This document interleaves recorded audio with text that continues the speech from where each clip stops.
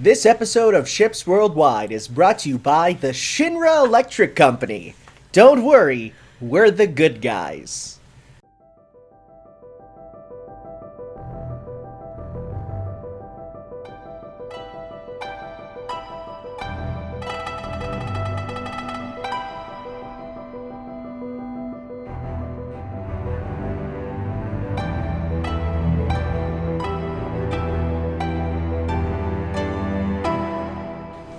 Hello, everyone. Hello. Welcome to Ships Worldwide. It's a very special episode. Yes. This isn't your regular episode. No. We're not going to be doing our usual stick because, well, for one, we're coming back after kind of a Christmas break. You know? Kind of, yeah. You know, we took a bit of one. I mean, also, like, the COVID break because, you know... Was that a winter break? I thought it was more of a... We're too busy, plus COVID. It was a little bit of everything, right? So, yeah. I mean, it basically was a winter break mixed with...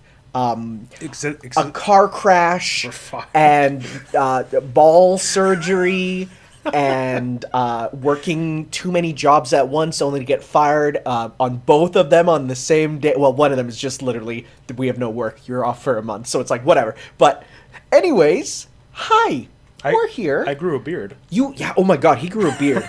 And I'm still getting used to, like, my mental image still hasn't, set in. And are you thinking of keeping it? Are you thinking of, okay. Oh, yeah. Okay. See how, I don't know. I want to get, like, that full beard. Okay. See what happens. You want to go all the way full lumberjack? Yeah. Okay. I haven't told, like, any of my friends I haven't seen in a while. So, like, the next time they'll see me, I'm going to be, like, a completely different person. All right. Anyways. So. Another reason why I'm a completely different person. Yes. Is I've experienced the entirety of the Final... Most of it, yes. Most of the Final Fantasy VII series. Yeah.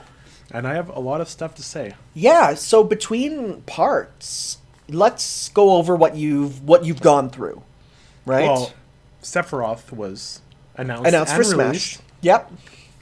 So I was like, you know what? I kind of want to know, like, what this Northern Cave stage is all about. This, the music, the characters.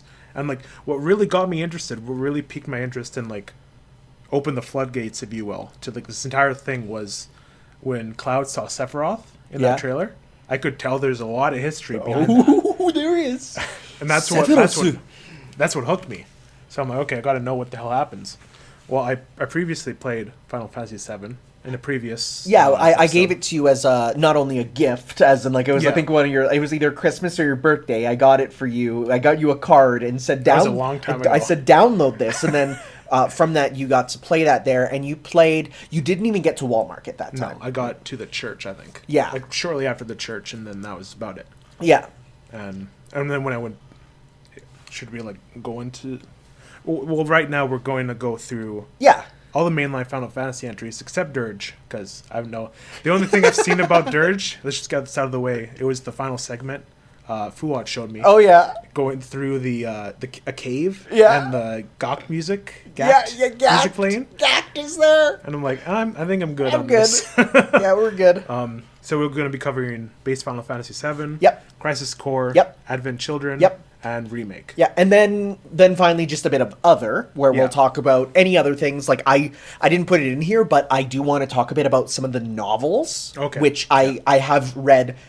I've read, because in Japan they're released as, like, small books that then get kind of put together for the West. So I've read one of the small books from Japan, which is like half of one of the novels. You finished the one you were reading last summer? I haven't, no. Like, because I got right to the halfway mark, which is like the end of the first novel. Okay. And then I haven't read it much since then. Okay. But, like, it was a good stopping point there, so I just stopped there. But I do want to get back to it, because we'll talk about why.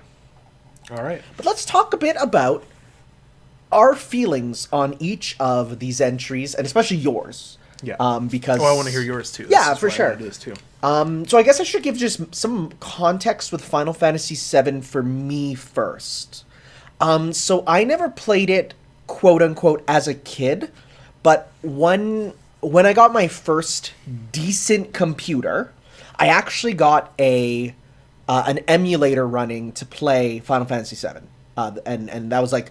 I got to the end of Midgar on that first time, and I was like, yo, this is sick. And then as soon as I got to the overworld, in my mind, I thought, oh man, there's so many places, I don't know where to go, and I got a bit like, I don't know what to Overwhelmed? do. I was a bit overwhelmed as soon as I stepped out, because I didn't realize that when you first step out, there's like 2 places you can go.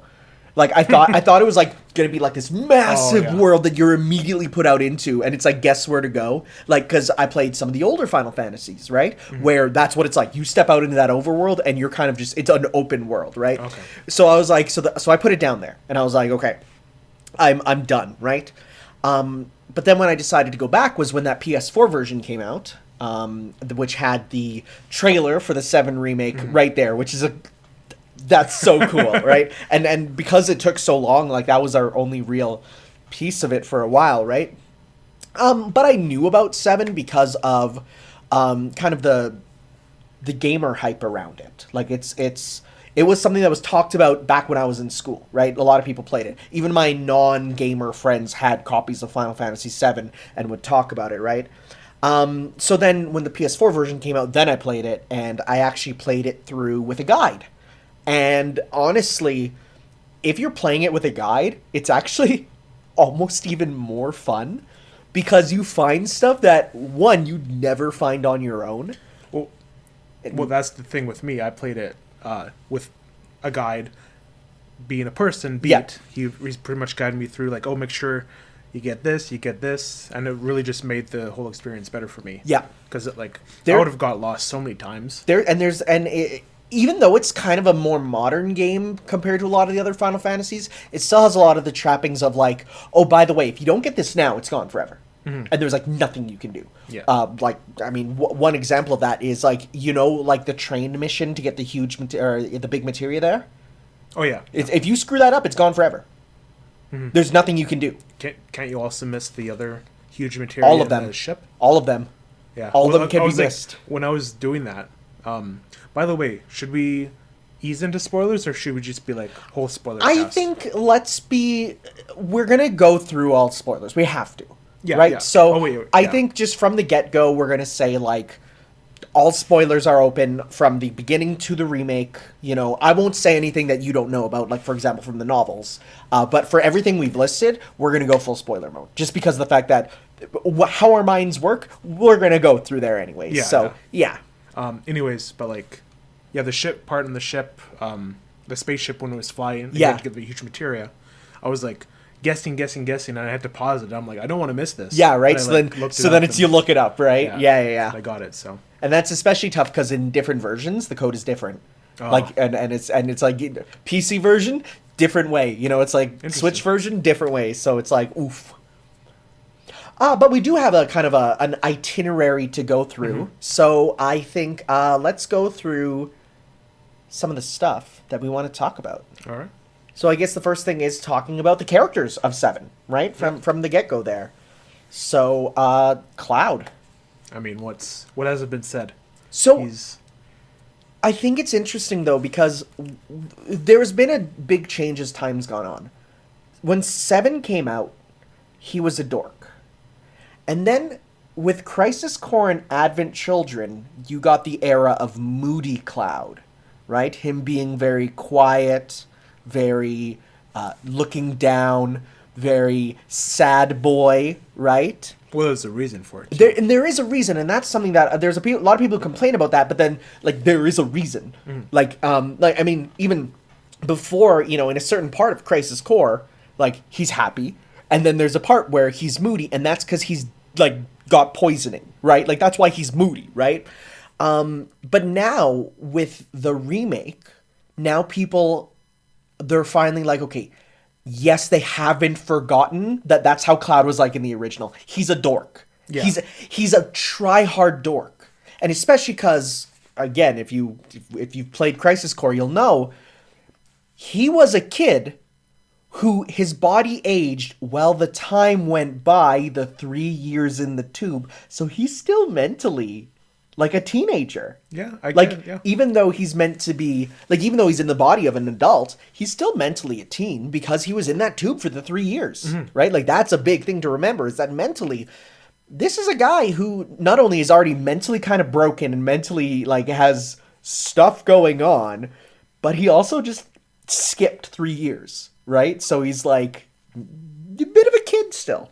I also like just like strictly in 7, like you can like really tell his arc. Oh yes. In terms of like well, even in remake, I want to keep these Sure. as like talking strictly about the games just in case, but like with 7, like you can tell like he was like, oh, I don't really give a shit about you people. Yeah, he's I just in this for the money.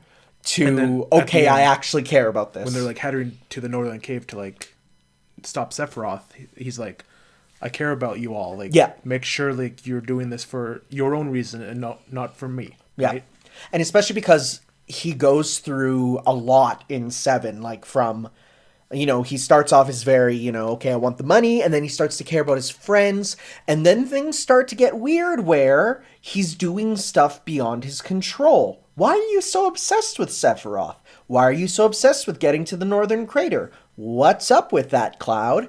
And even the points where he hands Sephiroth the black materia, and you're like, and as the player, you're like, what's going on? So that part, I have it listed here. Yes. Like in the crater of the Temple of the Ancients, when he gives Sephiroth the black materia, pretty much meaning like game over in terms of like it's bad. Immediate moment. It's bad. Like I got legit anxiety from that. Right. This is a PS1 game. And well, because like during that time, you're just a ghost, like in moving around, and you can move around and stuff, but it doesn't matter because his body starts to move on its own, and you're like, ah. But like even if like what it means that he has the black materia, like, it's like this is not good, right? Oh yeah. Like, which kind of we're kind of jumping around here, but like going into like the presentation of this game and like the fact that like I can tell like why this was such a phenomenon. Mm-hmm.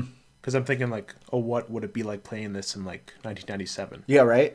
And it's like it's incredible, like the storytelling, like how like the camera like when they were talking about how Aerith met, how Elmira adopted Aerith. Yes. And like how the camera would go. Yeah, up the and camera come up, that was really good. Yeah, I like that a lot. Yeah, and just like these like just like these weird character models, how they can like express so much emotion and like. There's a lot that you can do with these like blocky, big Lego hand looking characters, they look right? Goofy, but like they're endearing. Almost. Oh yes, yeah, and the writing definitely helps for that too. So Barrett. Like honestly, my whole like perspective on him is completely remake right now.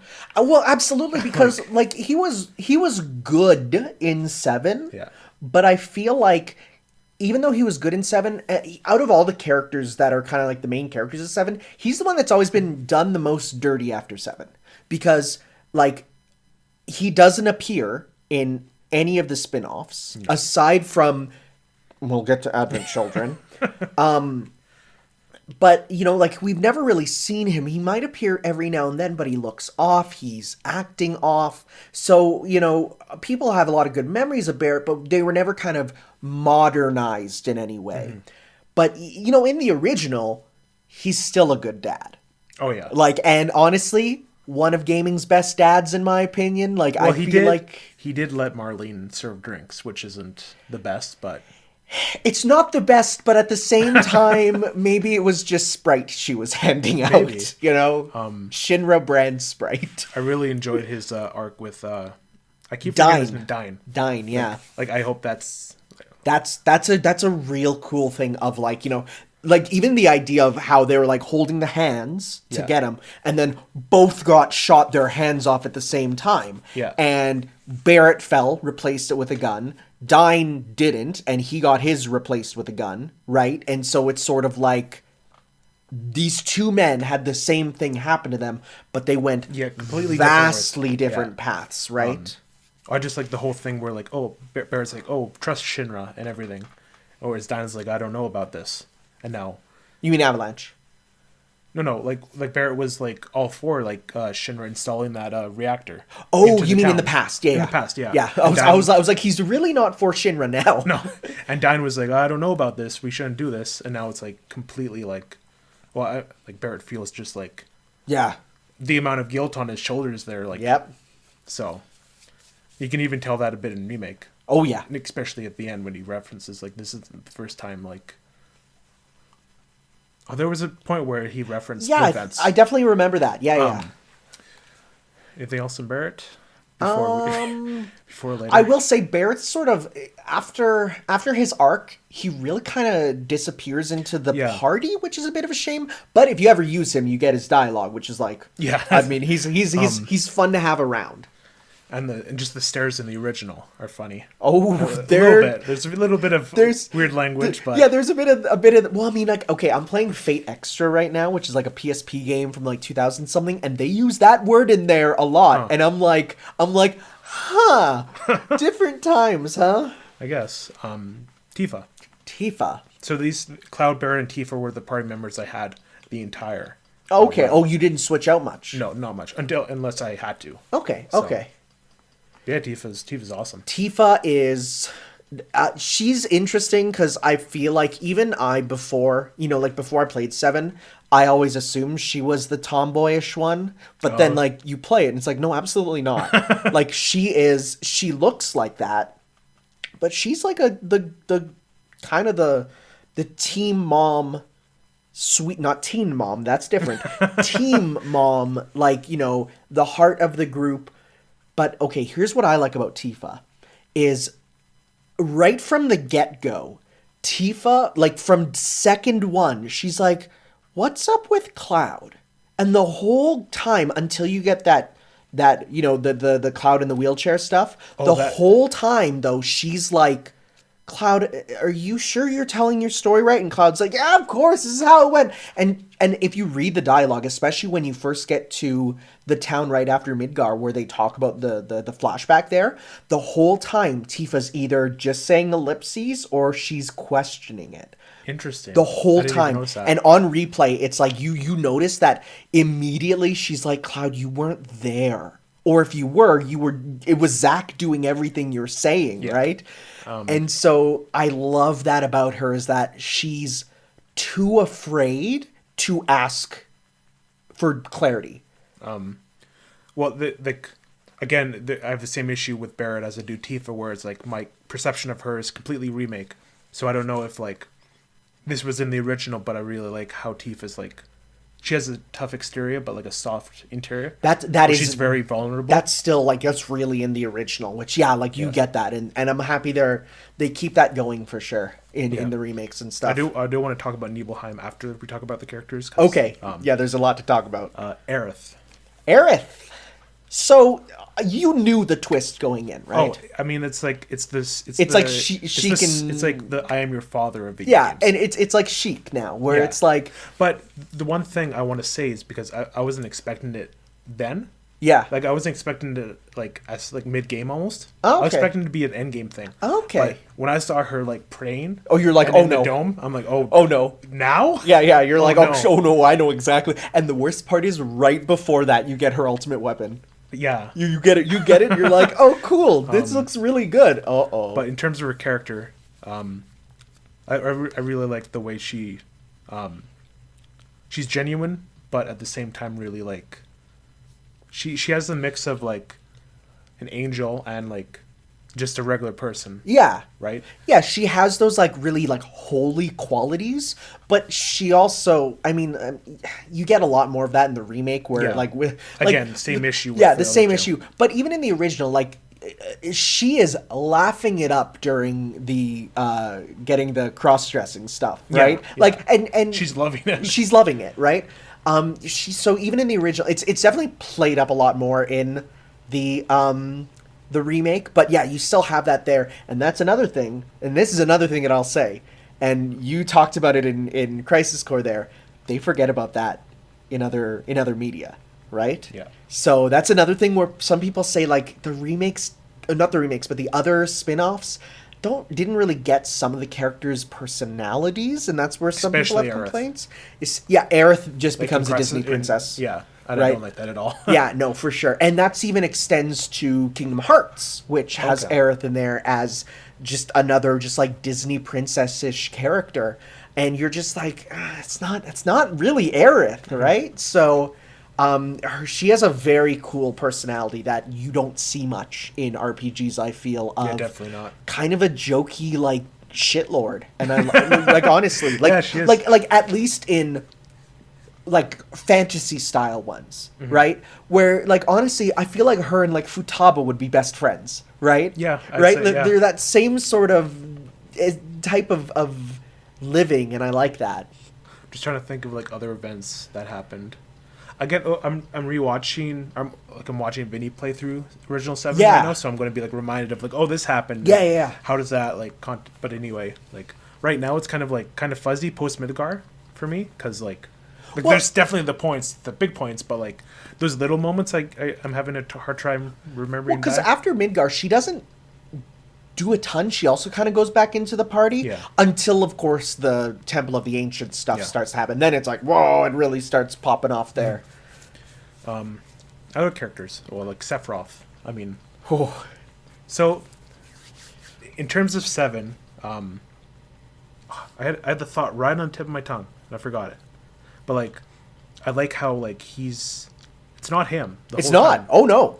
And that's something that a lot of people didn't like, because a lot of people who play this were kids, right? Yeah. And especially because there's like some weird translation stuff with the original 7. Like, for example, they use the term Cloud, you're a Sephiroth clone. He's not. He's not a clone of Sephiroth. He just has the same Genova cells. Yeah. He's not actually like. He doesn't look anything like Sephiroth. Yeah, no, he wasn't a Sephiroth clone. That's not the right word. And they don't use that word in the remake. I've been told, like, they even said, like, we're making sure it's better, right? We're saying, you know, they're genetically linked, but they're not a clone, right? So that's a bit of an error. But that's one thing that when people played it as, like, young, a lot of people didn't realize that you don't fight Sephiroth until the end. Yeah. Like, everything else is a piece of Genova pretending to be Sephiroth.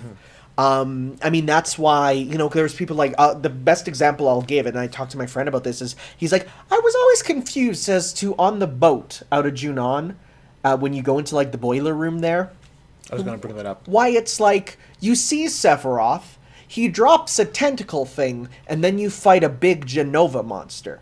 And they're like, I didn't really get that. And it's like, well, because that was literally that wriggling piece of Genova. But it was still his mind, right? It was his mind, Yeah. yes. He was controlling But it there. The cool thing, what I noticed, like I watched a bunch of video essays for 7. Oh, yeah. And like, someone brought up that like Sephiroth doesn't know who you are. He kind of just doesn't give a shit. No, he really Because doesn't. when you go in that boiler room, he's like, "Who are you again?" Yeah. And then he goes away. Oh, yeah, no, you're small fry compared to, like, what he's trying to do. We'll come back to that later. Yeah, but, but that changes yes. afterwards, for sure.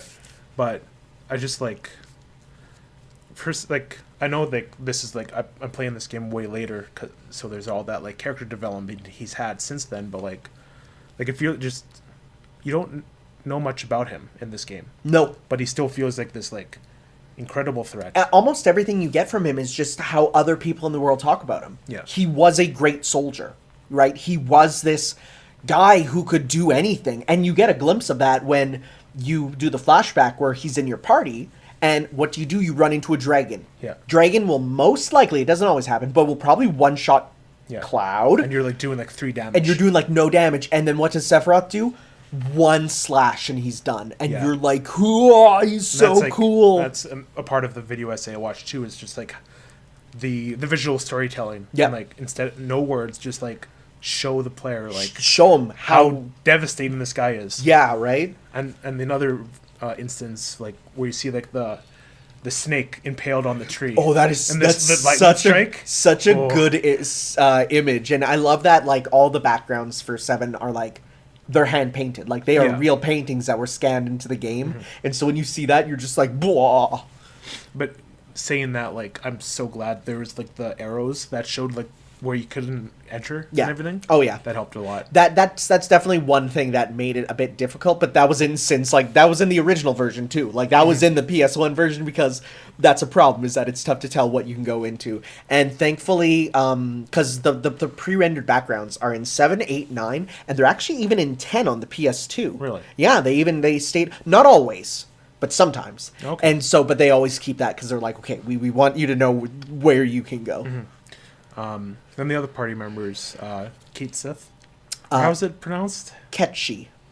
I've only heard that from you guys. Okay. Every other instance I've heard it is Kate Sith. Because everyone says Kate Sith, but if we type in Ketchi pronunciation, then it will tell you, because is actually pronounced Ketchi, because it's Scottish Gaelic, and Scottish Gaelic is a load of it's so stupid, like it's the worst. So we actually get the pronunciation here.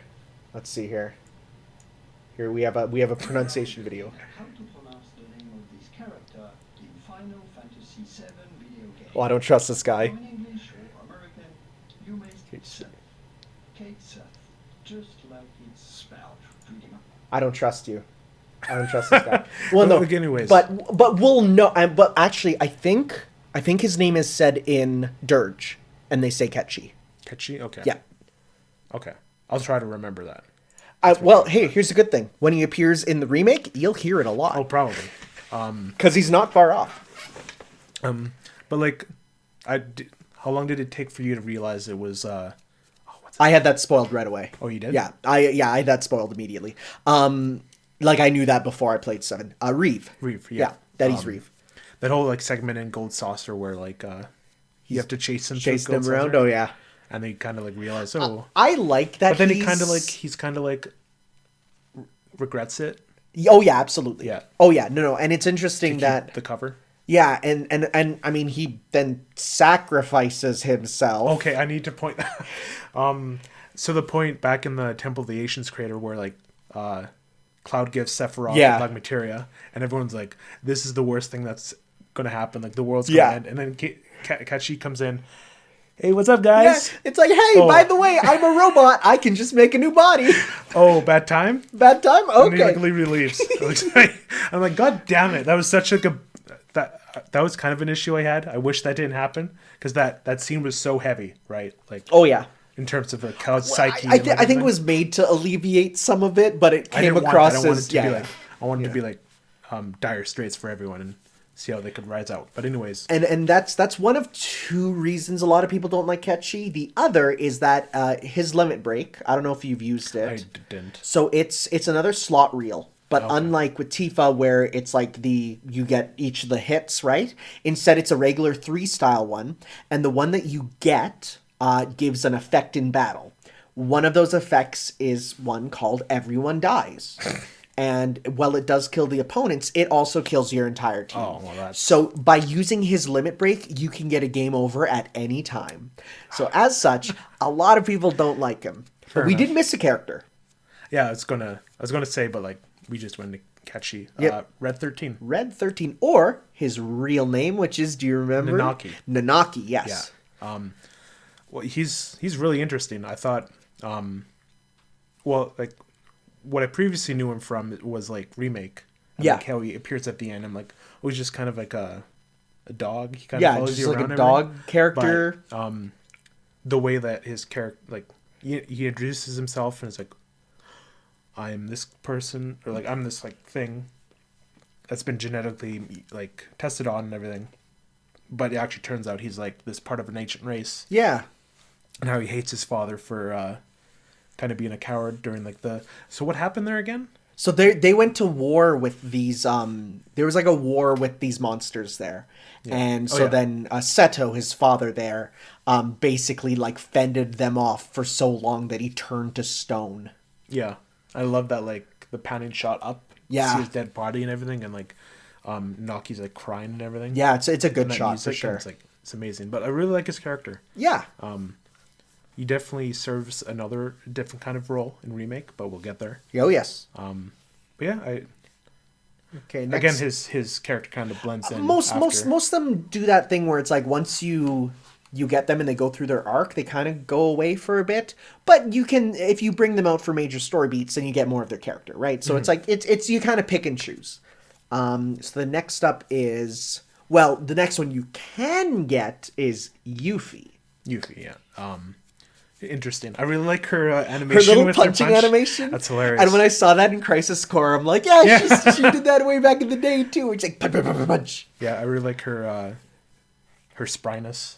Yeah, she is like full shitlord as opposed to Aerith. Yeah. Like I was trying to like, what kind of person? Like she's the type of person to be like the jokey type. Yeah. I would expect her to be in that catchy.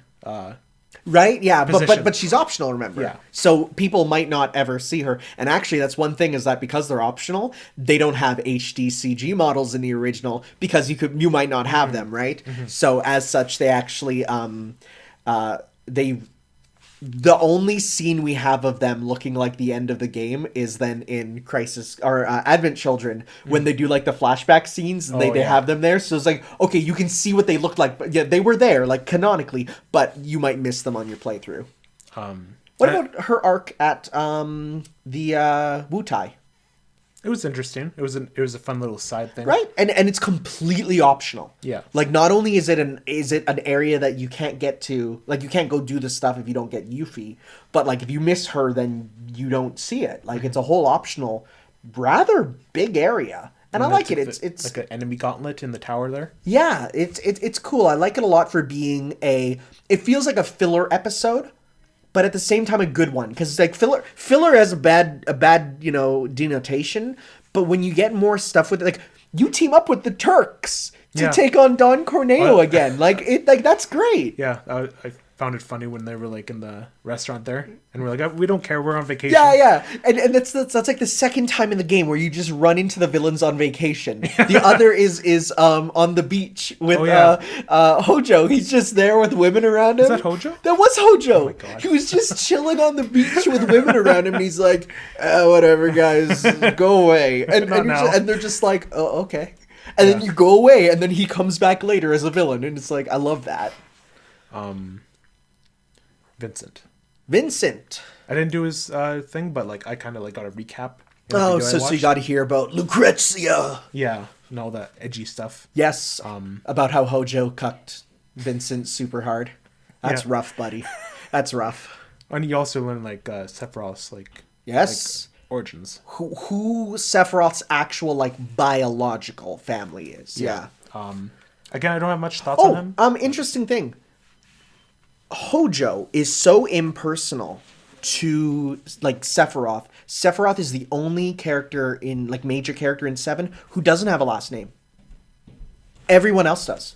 Okay. Cloud Strife, Vincent Valentine, Barrett Wallace, Tifa Lockhart, Aerith Gainsborough, Reeves Tootsie. Like they all have the full names. Okay. And then because Sephiroth is not even regarded as human to Hojo, and Hojo's just Hojo, right? Like, that's who he is. Like, he doesn't have a full name, because that's how impersonal he is. So that's an interesting detail there. I didn't ever notice that. Yeah. Yeah, I don't have much to say on Vincent. He's just kind of... Well, so I'll tell you about his limit break, because it's actually kind of cool. Basically, once his limit break happens, you get to turn into a monster with him. Yeah. I did play him a bit. Okay. I got to that point, but I didn't, do his side quests. So some of the monsters there are he can turn into a behemoth, he can turn into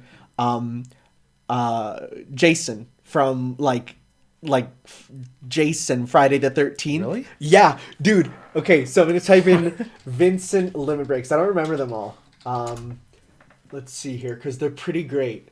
Okay, so this is him turning into Behemoth. This is him turning into Jason, like chainsaw mask. Yeah, right. He also gets he can turn into Frankenstein, and then his ultimate form is just the devil, pretty much. Which then later got redesigned to be a bit more edgy in Dirge there. But yeah, Purple Beast, Frankenstein, horror movie guy, and Satan, right? Like it's a little silly. But it makes them uncontrollable, which is like not the best. Because especially right after you can get Vincent, a lot of people use it on this one boss, which is the Materia Keeper, which is absorbs fire. And if you turn him into the Behemoth, the Galleon Beast, he uses fire attacks, and you can't transform him out of it, and he will keep attacking. Oh no! And it's the worst. That's rough. We missed Sid. Sid, yes. Sid. He's really funny. He's fun. I'm excited to see him in Remake whenever that happens. He's just kind of an asshole. He is. But you kind of see like his true colors and how he actually like gives a shit about his wife. I don't know if that's his wife. They live Is it? together and they love each other, but I don't know. Their relationship's weird, and I want to get that expanded upon. Yeah, for sure. Because it was tough to tell. Like, I'm not sure if they're married or not. It's interesting. So, no, I like Sid a lot. Yeah, he really like you really see his development in a short amount of time, and like his whole like dream of getting into space and how it actually happens. And, Yep. I think out of all the 7 characters, he's the most important in Kingdom Hearts. Okay. Yeah, so he's there and he's great in that. Is that all the party members? I think so. Yeah. Okay. Are there any other characters you want to talk about? Not particularly. No, There's I the think Turks, but yeah. I mean, the Turks they're great side characters, and I really like how like the storytelling of like Rude has feelings for yeah, Tifa. and will It's never attack her. it's like in his code. It's in his code. Will never attack her. So that's cool. He will literally, if you get to a battle, and it's the one right out of Gongaga, where if you have Tifa's the last one standing, and it's Rude's there, he will literally flee battle instead. Cool. It's great. Then there's like the Shinra people, like Heidegger and Scarlet and all those. Oh, so okay, they're good in 7, but in the remake, so much they're better. so much better. Oh my I god, love when, they're so good. Oh, the fat guy, the one in the Palmer, he gets run over by a gets truck. run over by a truck. That's like there's a tier list of scenes people were excited for in the remake, and like of course like the clown cross dressing that's up there, but like another one that's up there for a lot of people is Palmer getting hit with the truck. Like I want to, even look like. I want to see that from like 7 camera angles. Like I Yeah. want to see it multiple, right? Like it's gonna be great. Are there any other characters? I'm Well, just there's Genova, but Genova's not a character. Genova's a force of nature. Yeah. So, okay, but here's an interesting thing. Someone pointed this out, because I was talking about this, and I was like, it's a little weird. Why does Genova look human? Like kind of, like, if you look at Genova, that's like a human body with weird stuff on it, right? So someone pointed out that they think, it's not confirmed, but the human body part was an ancient that got corrupted by the Genova. So it's like... So what's the actual like monstrosity that you fight?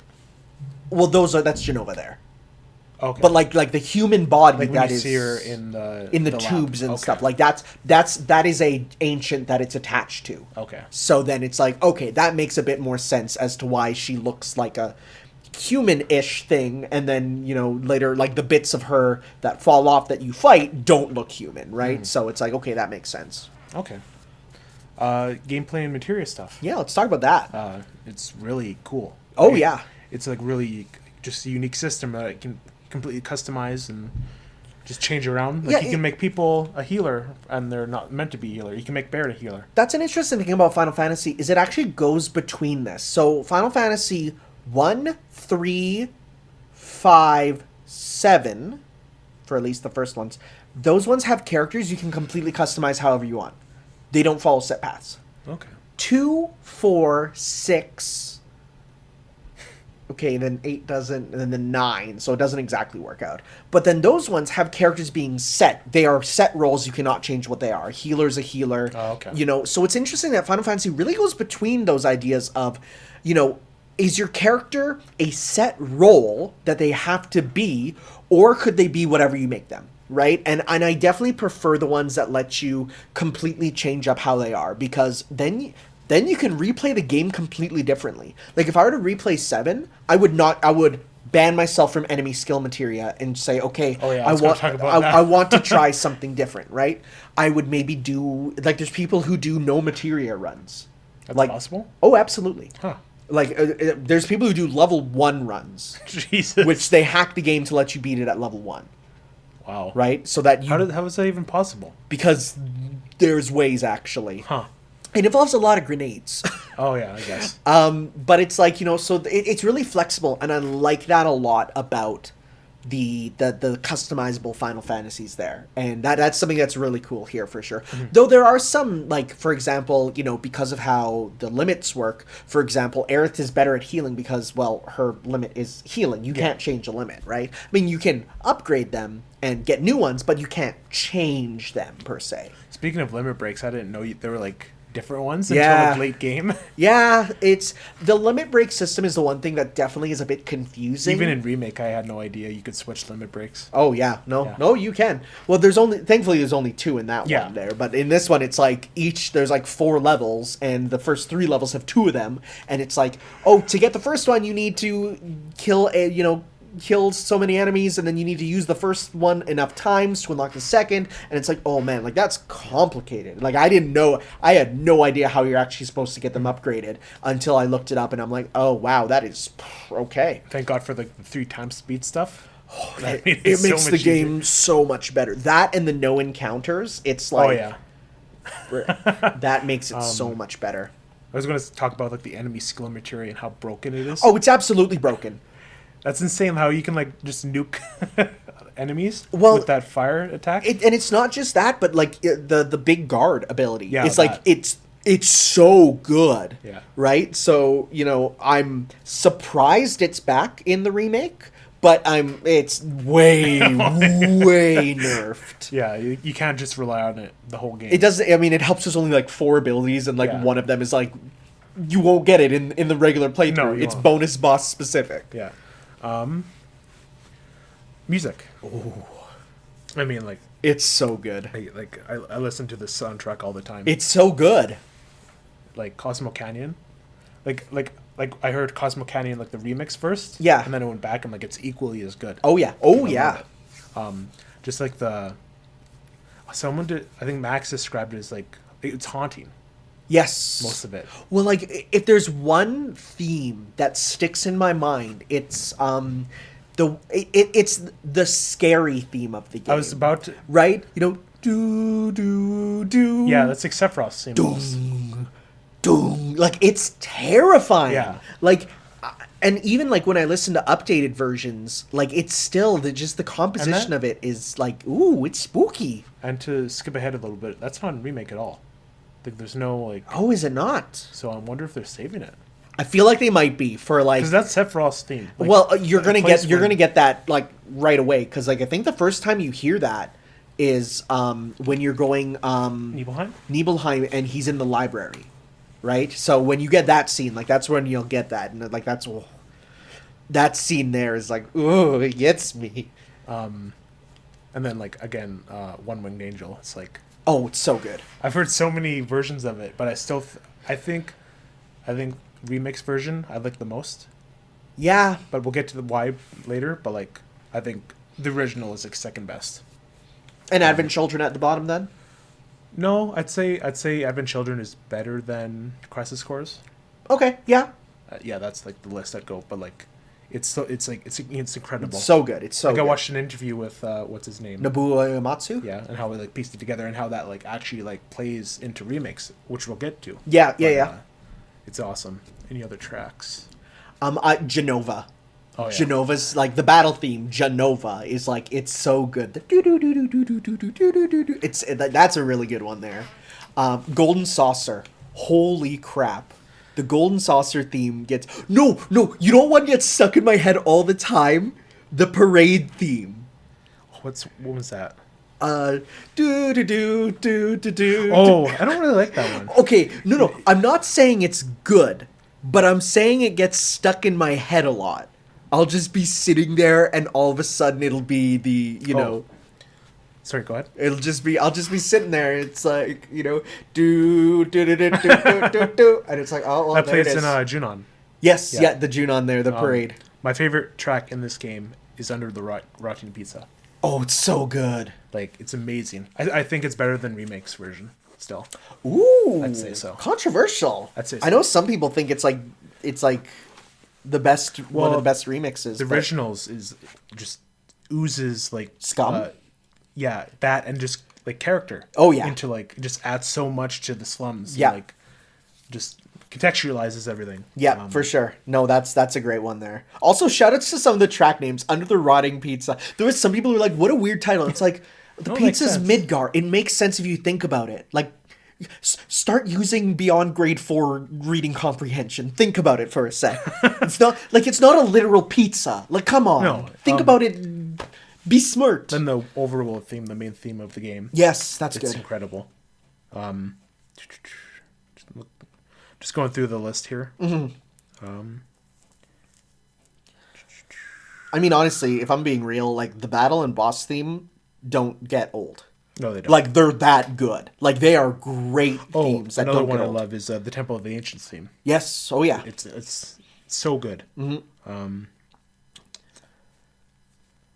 Then one that's like kind of like shadowed over by one main angel is Birth of a God. Yes. Like when you fight him, his bizarro form. Yeah, yeah. That's really good too. That's a good one for sure. Let's just go through like events in the game. Okay. Midgar. Okay, so I haven't brought this up yet. I thought like before I played this game, like up to when I played it for the podcast before. Yep. I thought this entire game took place in Midgar. Oh, no. I didn't see anything. I haven't seen a single thing outside. It really doesn't get a lot of... Like, I feel like there is... Because when I think about, for example, parodies of Final Fantasy VII, there's a lot of stuff with the Chocobo racing. There's a lot of stuff with the Golden Saucer. Like, a lot of that, does get played up. But most of the iconic imagery is from Midgar, right? So, yeah, like, you don't see a ton of that until you actually play it. Yeah, and like just like when I did get to it in my playthrough there, it just like even for you, it like opens up so much. It just suddenly you're at this, like, after what might be 3, 4, 5 hours maybe, you're suddenly at this open world that you've never it's like, seen, where do and you you're go? like, whoa, like, And then there's the towns that are like propped up in the world and everything. Yeah. That Nibelheim, like probably the most important event in the game. Yes, the Nibelheim flashback. Incident. Yes. That's how I call it. Yes. The Nibelheim incident. The Nibelheim incident. Like again, like you said, like incredibly like haunting and just like messed up in every regard. Oh yeah. And like when you go back to it, I was like, what? Well, even like playing, like when I went to go then play like Crisis Core, like I was a bit confused because I didn't really get like, how did they rebuild it so fast? And like, why don't people? Well, because it's simple. They paid it to be, like, Shinra paid for it to be covered up, and they paid actors. And it took 5 years for it to be built. Like, it wasn't like overnight. Yeah, I know, but I forgot about the fact that there was the time skip for a bit. I was like, oh right, yeah. But like, I was like, whoa, like that's scary, right? To have like your entire town rebuilt with paid actors to be there instead. It's like, whoa. Yeah. Right? And Cloud was like, wasn't he like, tell me what's going on? Like, I don't. Yeah. And just like, even the times when like the foreshadowing when someone brings up like Sephiroth or like something, and Cloud just like kind of falls. Yeah. You get the flash of light. Yeah. Just to kind of hint towards like the twist of the game. Yep. Then the whole mansion, the Shinra mansion. The Shinra mansion there. Spooky ass house. I hate those enemies, the jack-o'-lantern heads. Oh. That kind of just disabled you. Yeah. And it took forever. Did you run into the two-headed enemy in the basement there? I don't think so. So there in the basement there's this one weird two-headed enemy. That's like, it's like a dude with like two heads, and both heads you can select, but like he spends the battle moaning in pain.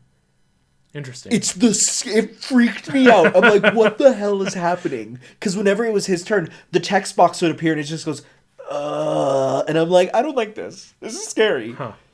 And then when Sephiroth, when he realizes like what he is and everything, and just see how he doesn't snap. He kind of just gradually falls into that madness. Yeah. He sort of he realizes, and then it's not a surprise. I'm crazy. It is a, well, I guess this is what it is. Yeah. Like, he really is just like, well, okay, I guess I'm evil now. Fort Condor. How many times did you do Fort Condor? Once. Once? Okay. I completely passed by it. the Yeah. first time, and then when I had to go back for that stupid minigame. So here's the thing. That minigame, you can come back after every single major event, and you can come back and do a new mission there. Really? And each time there's a new item. Now, nothing exclusive or amazing, but that is a thing that people don't even know sometimes, is that, yeah, like there's this like tower defense-ish minigame that you can do. But here's the thing. Almost everybody doesn't do the tower defense part because you can just go up and fight the enemies. So it's like, why? Honestly, like it's kind of half baked. Don't you have to do it at one point? You have to do it once. So like Beat was watching me play it. He's like, okay, just do this, and then like as they were crawling up very slowly, he's like, yeah, just go do your fucking laundry or something. Come back later. Yeah. Because then when you actually fight the enemy that gets up there, you get a good item from it. Yes. So it's like, why not? Right? Why not? Right? Yeah. Yeah. It's like, I barely remember Fort Condor. Yeah. It's one thing that I'm excited to see redone in the remake, because I feel like there could be some fun stuff with making it into a proper like tower defense sort of thing. Yeah. You know, but in 7, it's just kind of like, it's whatever. It's a big bird. Speaking of minigames, Speaking of minigames, Gold Saucer. Golden Saucer. Man, that's gonna be. Let's all go to the incredible Gold Saucer. in remake. Da-da-da-da-da-da-da-da-da. I didn't like explore it all the way because there's just like it was kind of like sensory overload. There's a lot. Like, what do I do? But I like the different like the haunted mansion part of it. And, like, Yeah. the chocobo race scene, and then like the arena style, the arena Oh yes. section of it, which I grinded for the for Omni Slash there. Yeah, and guess what? It's up till like if you don't have the cheat code to give you unlimited health, it's up to luck, because sometimes if you don't come in with enough stuff, you can just potentially not get enough from how much BP you had, and then you just run out. I also barely missed, like I barely got it too. Barely got it. Yeah. Right. What else? Let's see here, because I'm just trying to think about like the path of the game. Because so then you fall down to the desert underneath the Golden Saucer because of Dio. Oh yeah, I was like, yeah, it's Dio. It's Dio. Hey. I didn't really like that part of the game in terms of like going to the desert and like it's a figuring bit out where you had to confusing go. there. Yeah.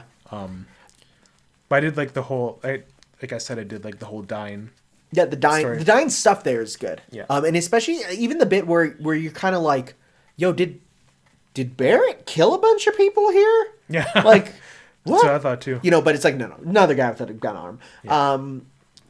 Because then you head up to, Cloud and the Dolphin. Yeah, that was weird. That took a while for me to like actually get on the pillar. Yeah, someone told me there's like a specific thing where it's like, just go in this exact spot and then just press it and you'll get it 100%. Okay. I think it's literally what you do is if you go anywhere and press the jump button, then Cloud will he'll miss, and then if you press it exactly right where you start from there, you'll get it 100%. Okay. It's another thing where I'm like, I'm very excited to see Cloud ride a dolphin in HD. Then there's Junon. I like Junon a lot. The huge gun thing. It's so cool. And how it comes back later in the game. Yep. It's gonna be massive in remake. Oh yeah. With those giant like buildings. Oh yeah. On the coast there. No, so that's why I'm sort of thinking like if I think about the remake, I think Junon will be a large city area, sort of in scope with like Wall Market, where it's kind of like the because they said it's going to be a bit smaller, the second game maybe. So I think like Junon will comprise the like chapter 11 or whatever 12 where it's like you have all those side quests and it's like, okay, once you get past this point, it's like once you head on the boat will be the end of the game or something, right? That's kind of what I'm feeling if everything leading up to that about that later. Yeah, right. Sure. And Costa del Sol, which is kind of I think it's my favorite town in the game in terms of like, the small ones. Yeah, it's just small and it's kind of like a nice one. You can buy a house there. Johnny's there. When you go back, when Meteor's falling and everyone's like, just like, what do we do? Yeah, do we just die? Like, guess I'll die. It just puts the entire town in a completely different perspective. Oh yeah, yep. Yeah, the whole thing. Again, we're just jumping around at this point, but when Tifa's in the room there and the shutters open, yeah, and Meteor's falling, it's so that gave good. Me chills. It's so good. Like it's just.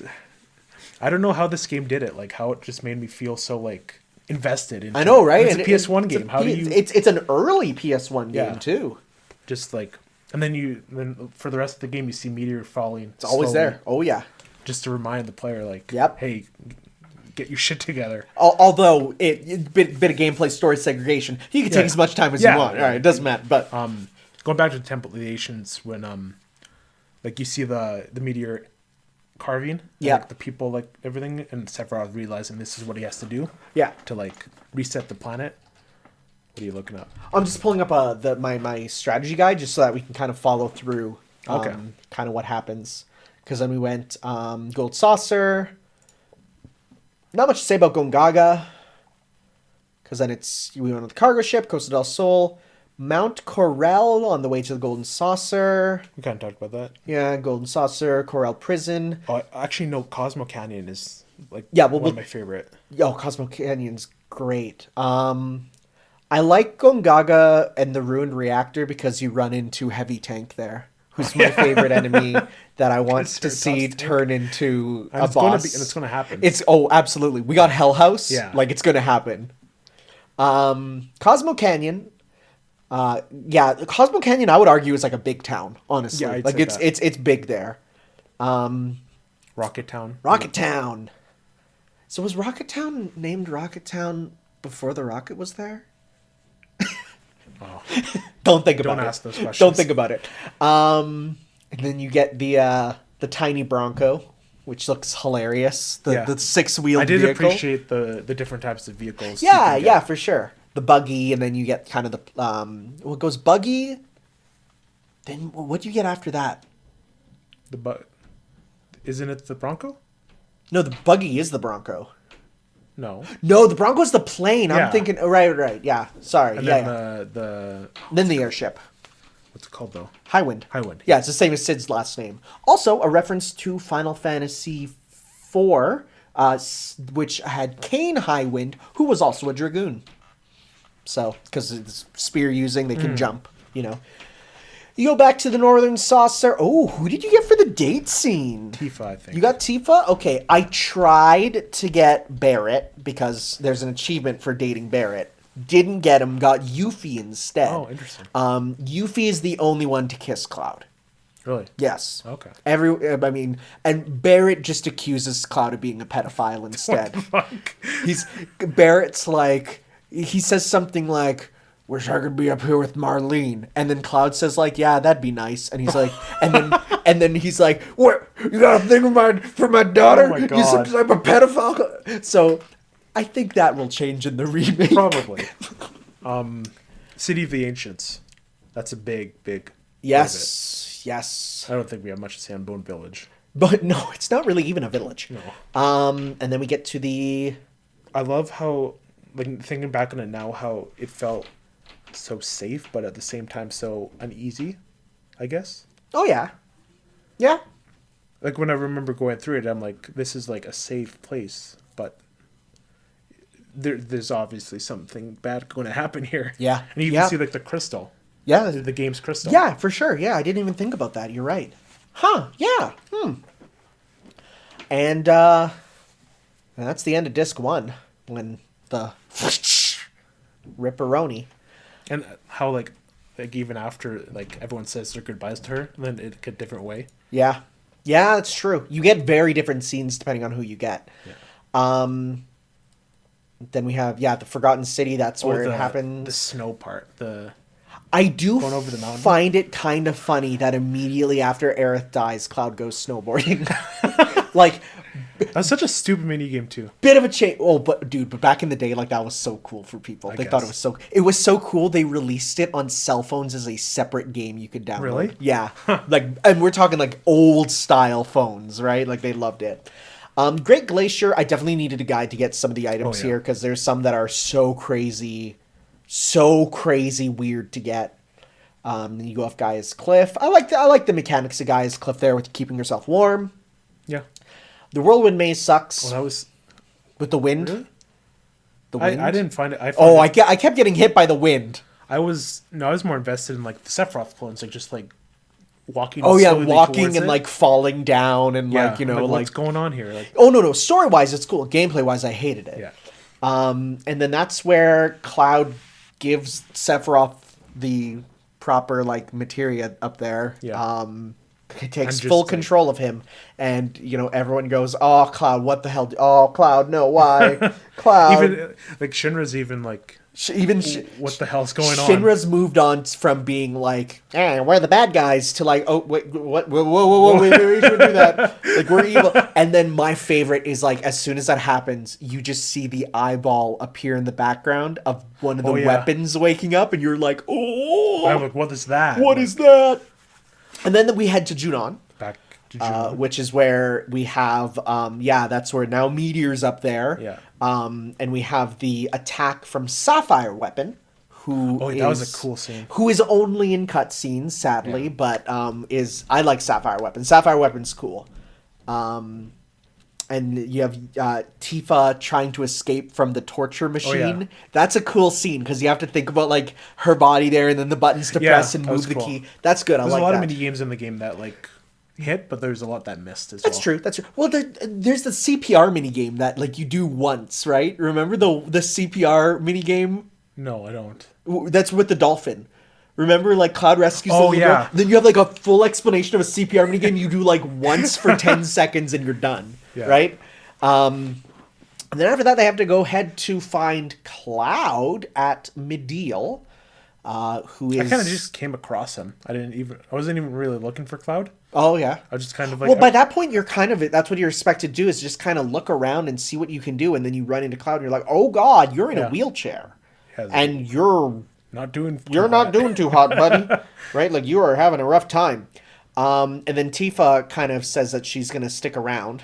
And then you go off to search for the huge materia. Yeah. So then you go up to Mount Corel, do a little train thing, that's a fun one. Then you go to Fort Condor for the second one, or the second one there, and do the Shinra assault. And back to Meteor. Then you go back to Meteor, and One of the weapons is attacking. yeah, and everything gets messed up.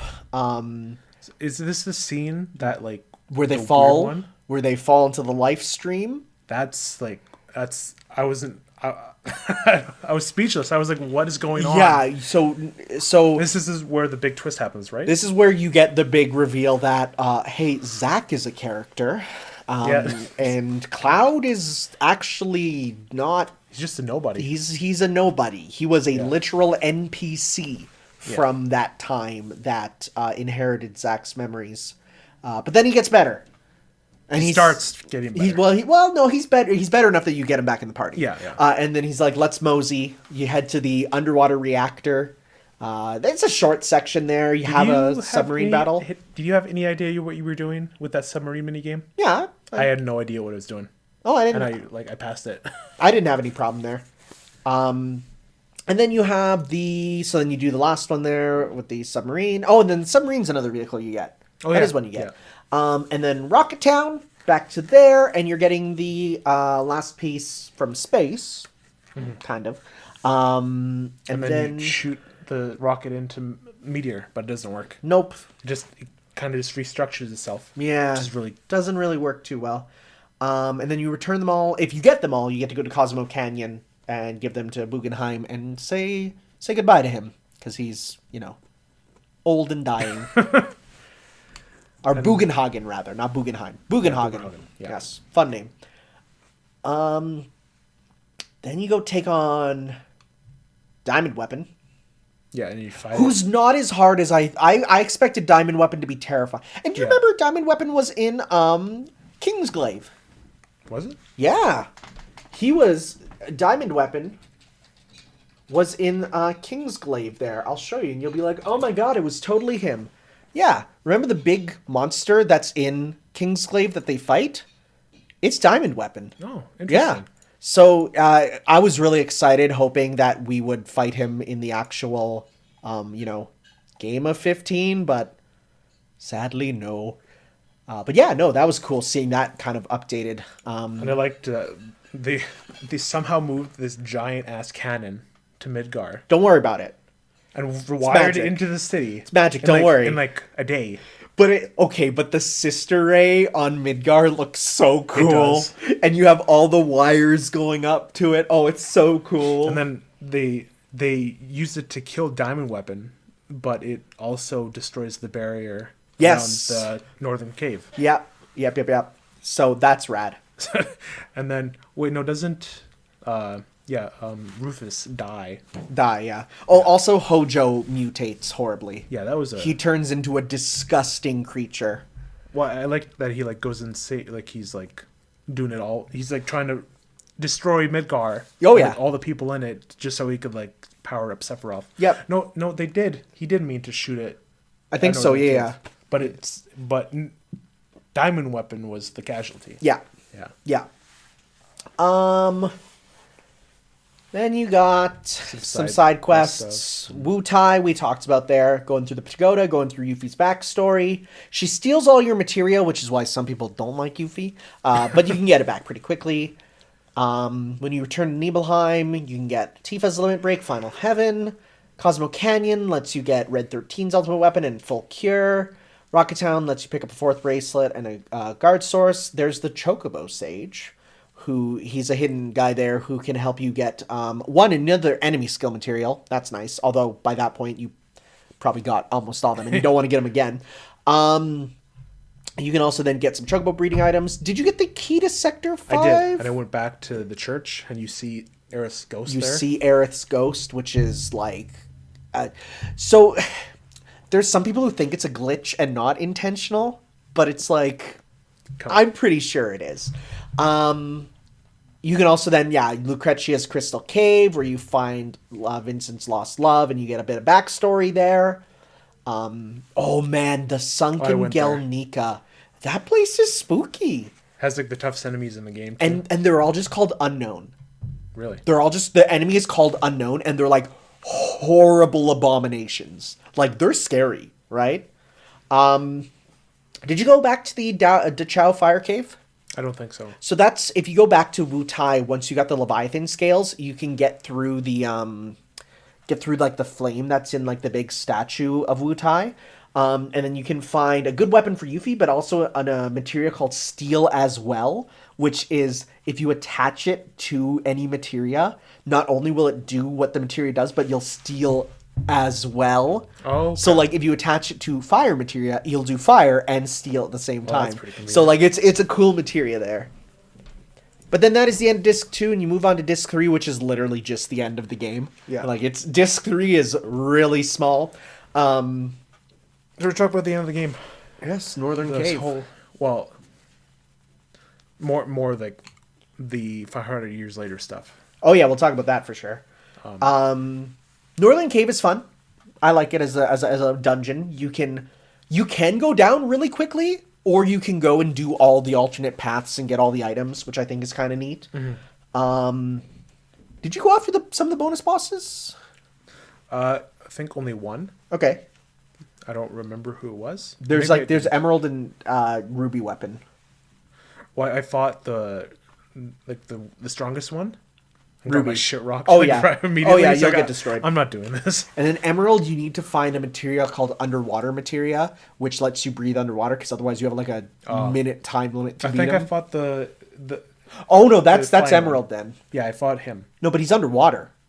No. Who's the one who flies? Oh no, that's Ultimate Weapon. He's Yeah, not. I fought him. He's not a super boss. Like, he's a boss, but you can Okay. beat Ultimate Weapon easily. It's Ruby and Emerald that are the tough ones there. You could see Ruby there in the desert, and Beat says you nearly ran into Emerald underwater. Yeah. So yeah, don't do that. Apparently, like when you come out of the sunken ship, he's like right there. There's a chance he can fully block your exit, so Yeah. you can't not battle him. So in that case, you just have to leave and come back, and Yeah. he just changes his location. Yeah, and then the final battle happens. Yes. The whole. You battle Genova first, Yeah. which is like a cool, like, big form of Genova. I like that form a lot. Which then you battle Bizarro Sephiroth, who's kind of forgettable in my eyes for a design. I actually had a glitch when I fought him where his model doubled up. So there's like two versions of him moving at the same time, and it looked really weird. And also, depending on your party's like levels and stuff and how things go, you could battle him with 1, 2, or 3 sets of characters. So where you were, I think you only had to battle him once, right? Yeah.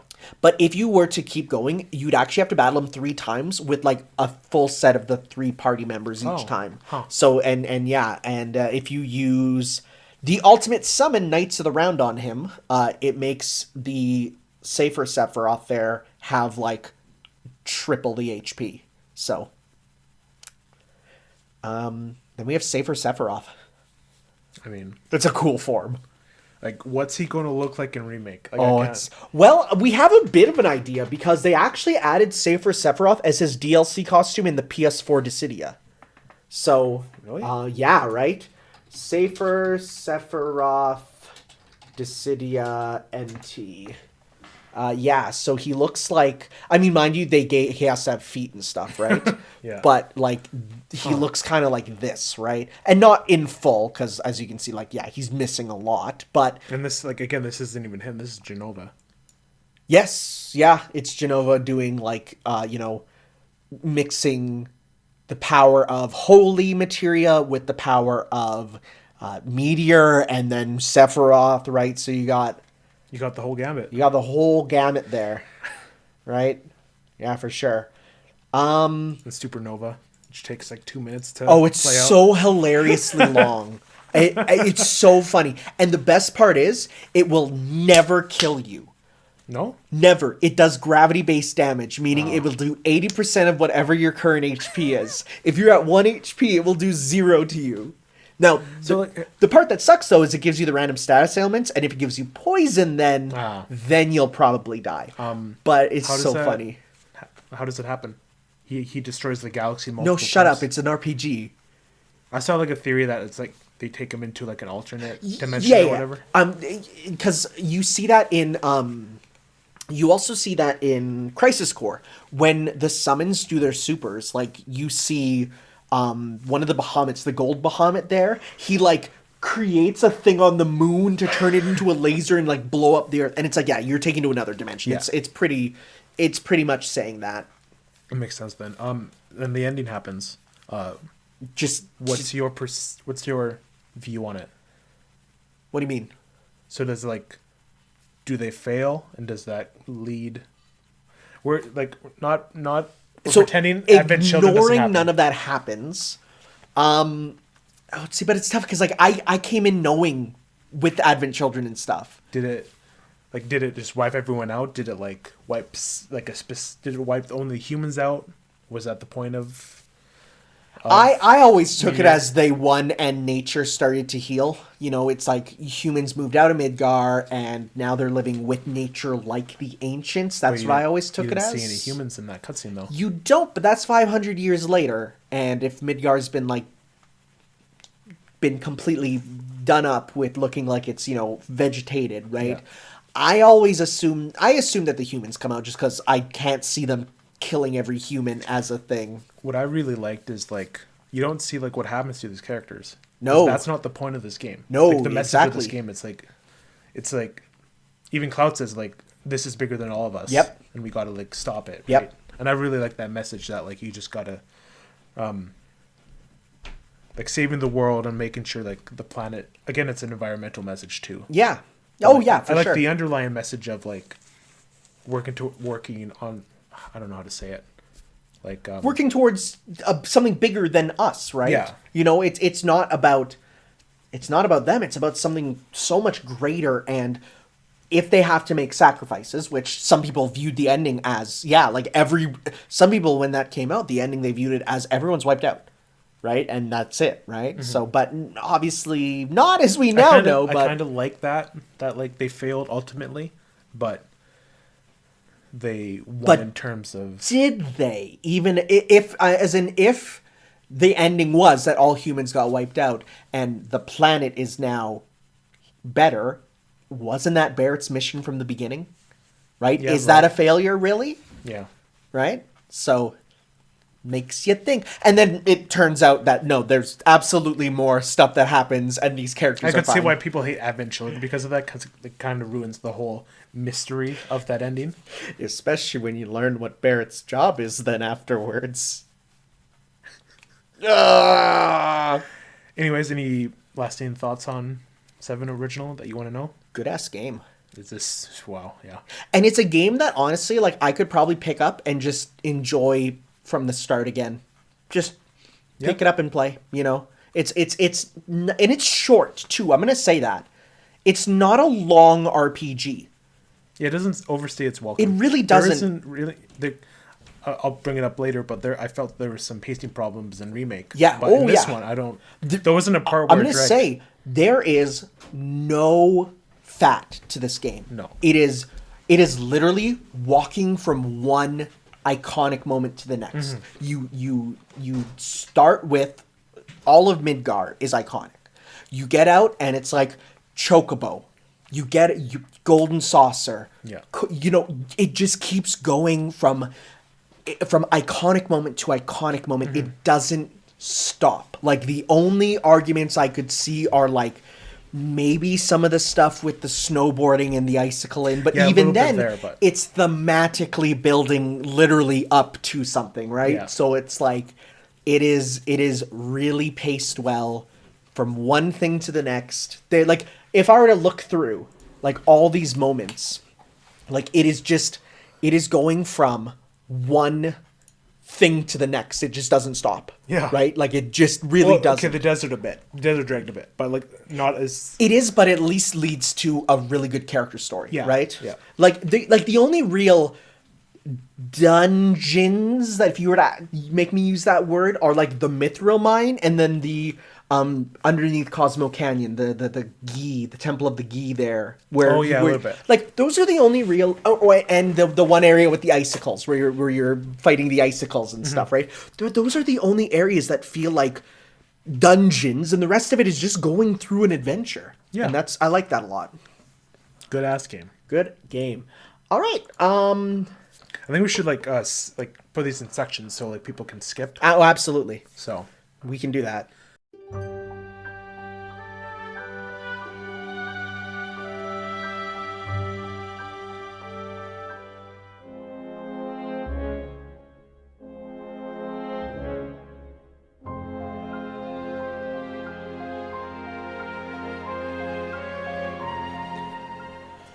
The core is Crisis in Crisis what does Core. he say? Oh, it's don't let your dreams be memes. It's poignant. You can't meme it up. Oh, what is it? What is it? Crisis Core saying. What is it?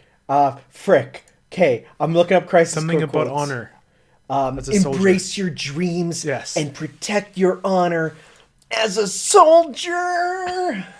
Also, to quote Loveless. Oh my god. Okay, wait. Before we get into that, we're talking about Crisis Core, Crisis Final Core. Fantasy VII. Yes.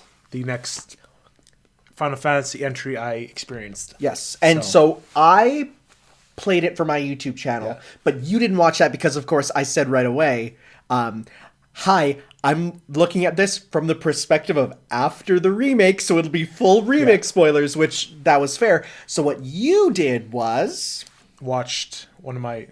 You know this, right? Oh, Fuad's been on this channel before. People know his name. I watched Fuad play it to me directly. Yeah. And he had like a emulator, so we could just like literally 500 times speed through stuff. Oh, dude. And it helped so much. Dude, I found myself... I cranked it up to 1.5 times speed for grinding in that game. I was going to do every mission in that game, but oh my god, there's so many. And he was also like maxed out, like stats-wise. Oh. So he well, yeah, because there's New Game Plus 2 there, so then that would probably make it quite a bit So easier. I didn't get the authentic experience, but I got the story beats, which was Which I is wanted what the to main play. thing was. Yeah, yeah. So, but yeah, it was...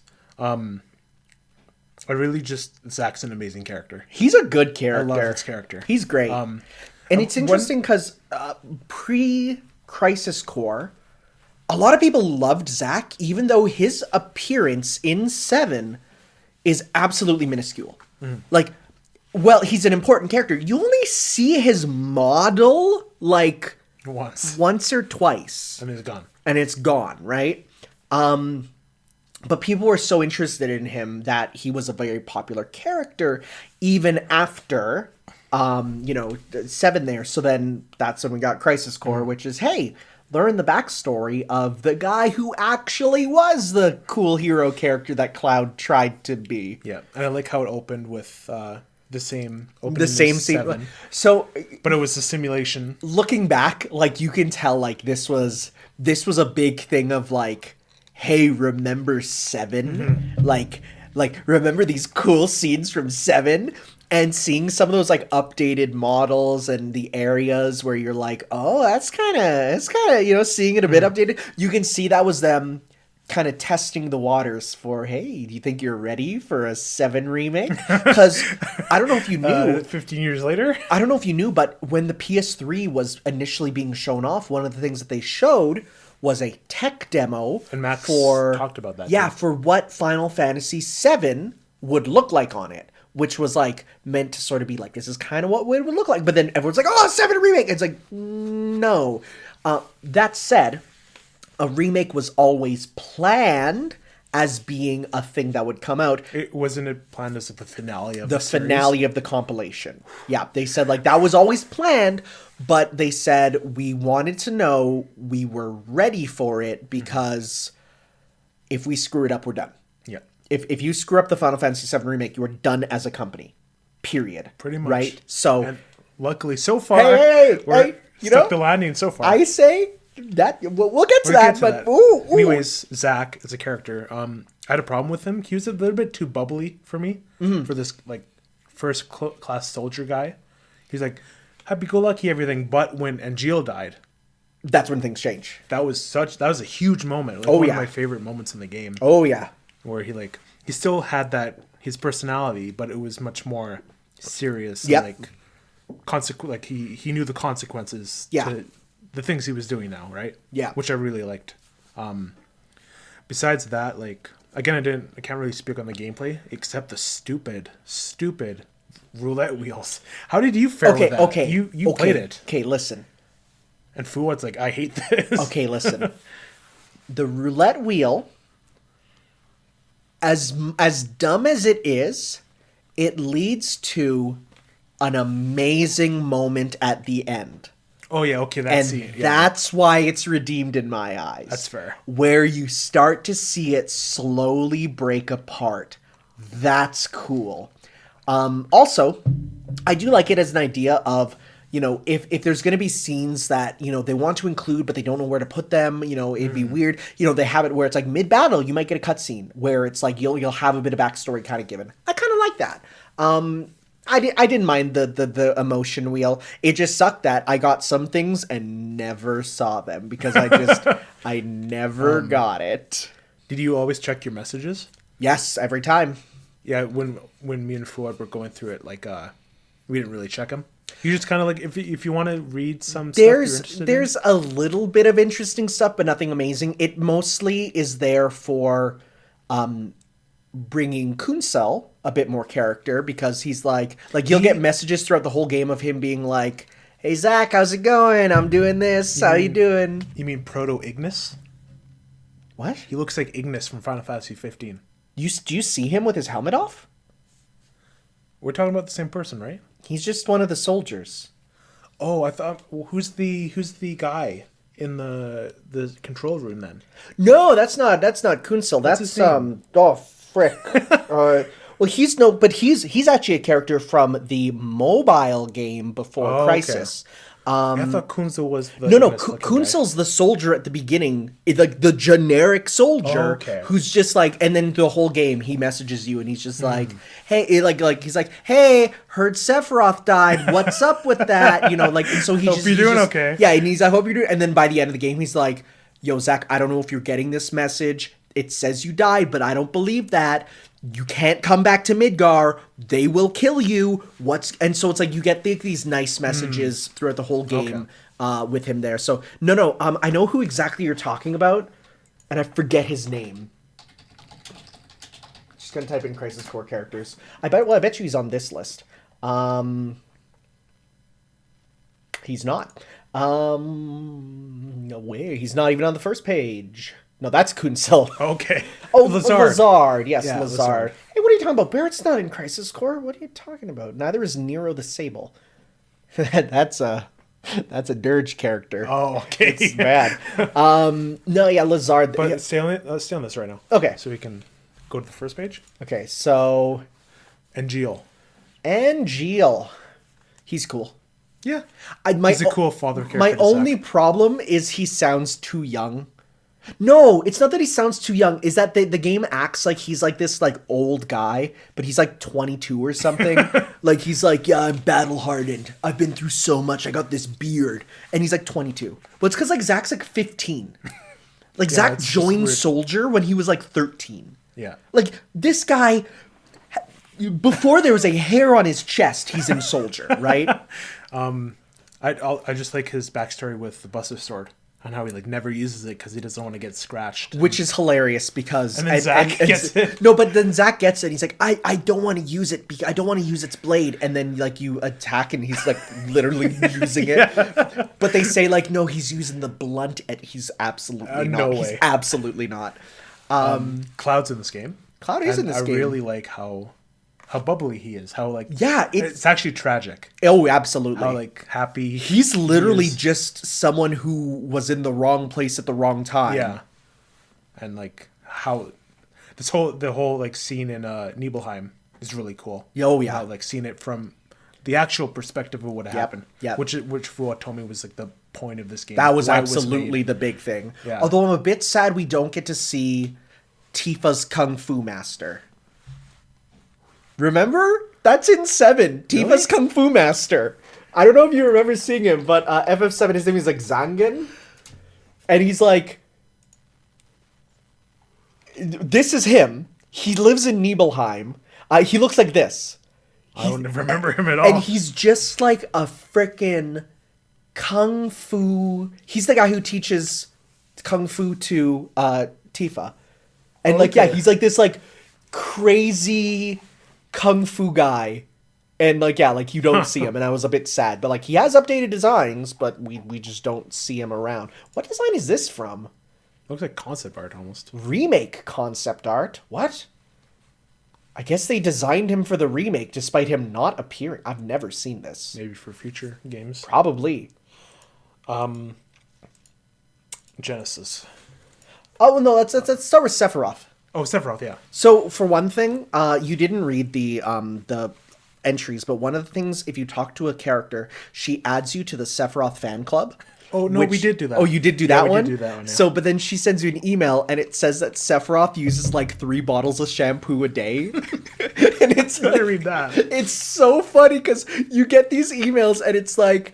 But then people are like, the Sephiroth fan club has been around for 30 years, which is kind of weird, considering Sephiroth has only been around for 20-something. I wonder about that. Anyways. Yeah, literally, they just skip around that. But I really like how he's like a character. Oh yeah, and this time. he's a human here. Yeah. And like literally the scene of him And was like just he like laughs. a cell phone is just like It's just so Sephiroth weird. on a cell phone, right? Okay. And he laughs and he like makes jokes. Yeah. And like hangs out with his friends. I mean, that scene on top of the sister ray. oh yeah. That's so cool. And it's so stupid. extra and it's so dumb. And then One Winged Angel kicks in. yeah, it's so stupid, but it's so good. But yeah, and his fight in the tower there. Not the tower, The reactor. The there. reactor. Oh, it's so good. yeah. What do you think of that version of One Winged Angel? I like it. I like it a lot. It feels more Disney like, if that's the right way to put it. Okay, I Like can something see you that. hear out of like a Disney musical. Maybe. Like a Kingdom Hearts version of it. Well, it's funny because Kingdom Hearts just uses the Advent Children version. Oh really? Oh, yeah. That's lame. Okay, Well, it's lame that it doesn't have its own version. you say that, but playing this game that has Winnie the Pooh also having the hard rock part of One Winged Angel in there is so cool. Then Genesis. Genesis. I hate him. Oh, he's the worst. Whenever he started reciting Loveless, I audibly said, "Shut up." He's the worst. And Fluid always laughed when He's I did the that. worst. And eating the hair. Oh, that's That's like the perfect out of context he's line. eating my hair. Or the whole thing with like, it just kind of got like, the plot just kind of got stupid. So okay, near so the here's end. like the whole Nibelheim incident And then the is retcon with great, that? and then Genesis appears. You're like, No, damn it! we don't want to see him. Like, I don't want that to be canon. Also, the final boss with Genesis is so stupid. Like him turning into that giant monster, and Yeah. all you do is Thundaga, Thundaga, Thundaga, Thundaga, Thund, and then that's And it. he goes into his human And form. then he goes human, and he's easier. Yeah. And it's just like, just kill you, whatever. I did like the music though from. Oh yeah, no, it was good, and I mean the whole game's soundtrack is really incredible. good. Under the apple tree or whatever. Yeah, it's a great soundtrack, but man, Genesis sucks. Yeah. Now, here's the good really hope news. they don't bring him in Here's remake. the good Just news. completely get him out of here. He is super copyrighted by Gacked because he's literally Gacked. Yeah, Fuad explained that to me too. He is literally Gacked. Like there was like a point in the early or like the late 2000s, like where he had like a contract with them. Oh yeah, and he was in everything. Yeah, and now he's gone. Now he's gone. God, okay, I need to bring up the Gacked tweets. I need to bring up his Gacked tweets. They're so... You want me to What? thrust deeper into you, right? Those who can't come themselves will absolutely come What the to my head. What is the context Eat of this? what, ladies? I've forgotten eating them recently. Stay delicious, sweet. It's him trying to be a hot anime boy. Oh my god. He's so lame. He's so lame. Gacked is so lame. He's so stupid. Okay, but one of my highlights from Japan was going to the Gundam base, and like it's like a big Gundam store. But on the way in, they have a bunch of Gundam models made by different celebrities, and you see the one Gacked made, and it's like jet black and has like all these like edgy swords coming out of it, and it's like, let me see it. It's like, I'm gonna type in the Gacked Gundam because it's like, do they have it? Oh, well, he voiced it, so I don't think they have it there, but he made one and it was so edgy.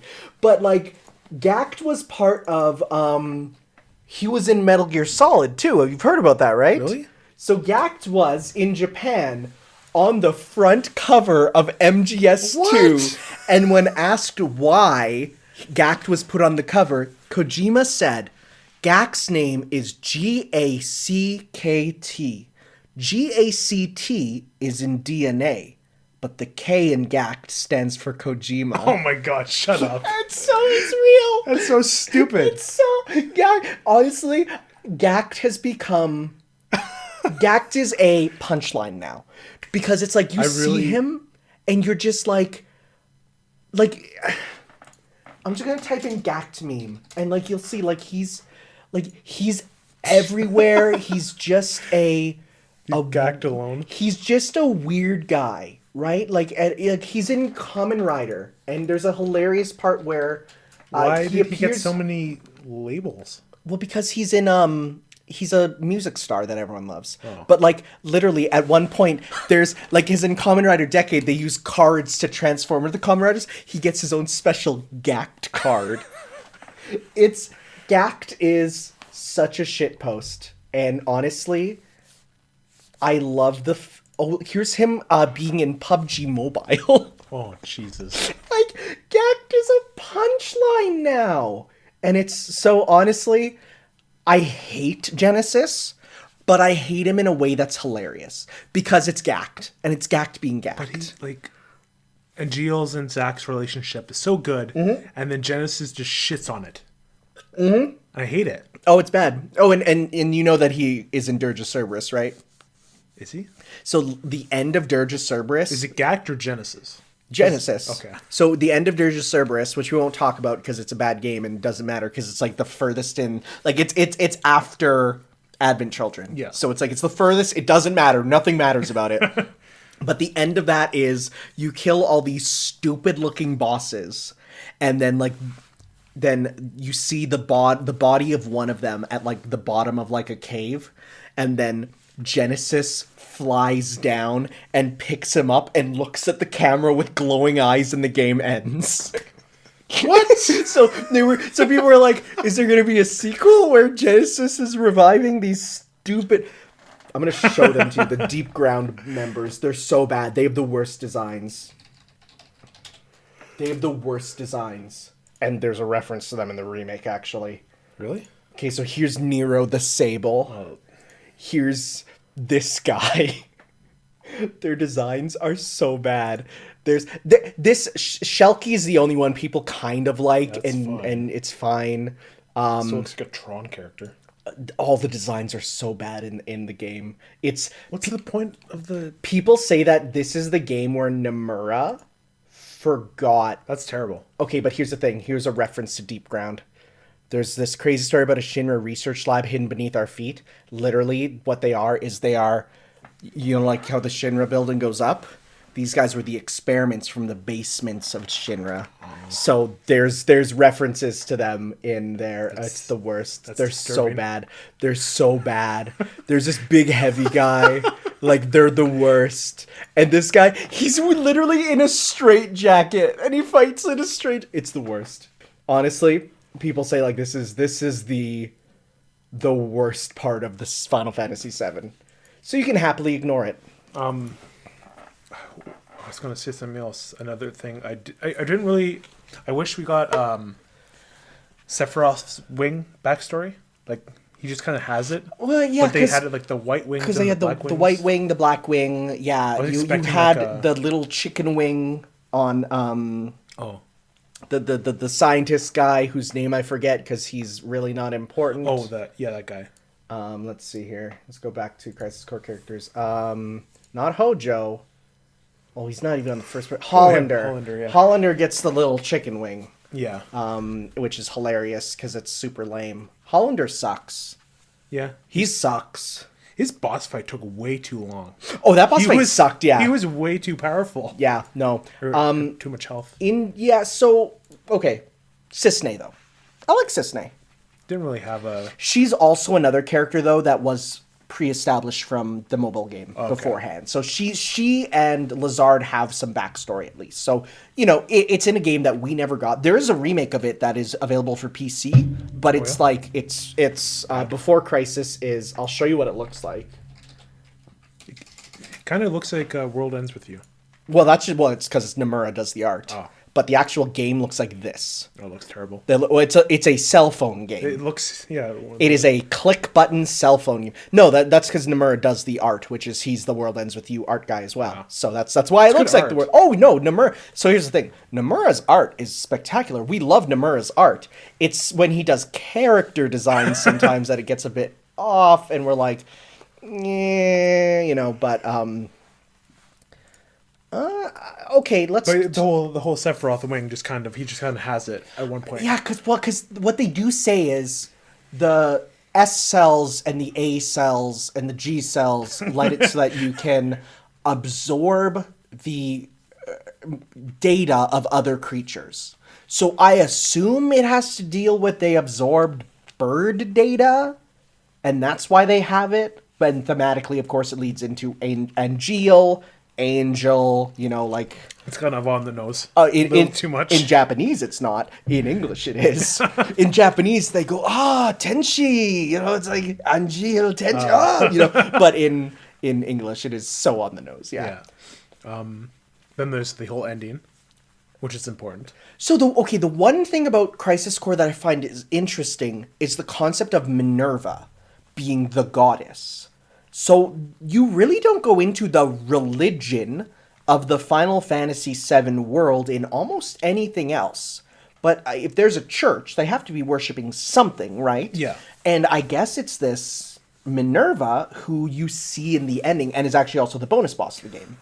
That's another thing I didn't like. That when you die in this world, you go to the live stream. Yeah. But he was being taken to heaven. Right? Which is like... It's strange. It's strange. He's it's the confusing. only character in the series who got... Oh, but he doesn't die. He comes back, remember? He's in Dirge of Cerberus. Is he? Yeah, I told you. He's at the end of Dirge of Cerberus. Zack? Genesis. No, I'm talking about Zack. Zack gets, carried into heaven. Oh, I think that was more of a metaphor. Okay. I don't think that was literal. Because, remember, he appears as a ghost with Aerith at the end of Advent Children. Yes. Right? So I think that's more of a metaphor for it. Because, again, it goes with the idea of the angel going to... it's more of a metaphor. It just kind of clashed with the whole... A bit, I could see that, yeah. The whole... Whatever. Yeah. But, let's talk about that ending, though. Yeah. So, that ending with the final stand is pretty good.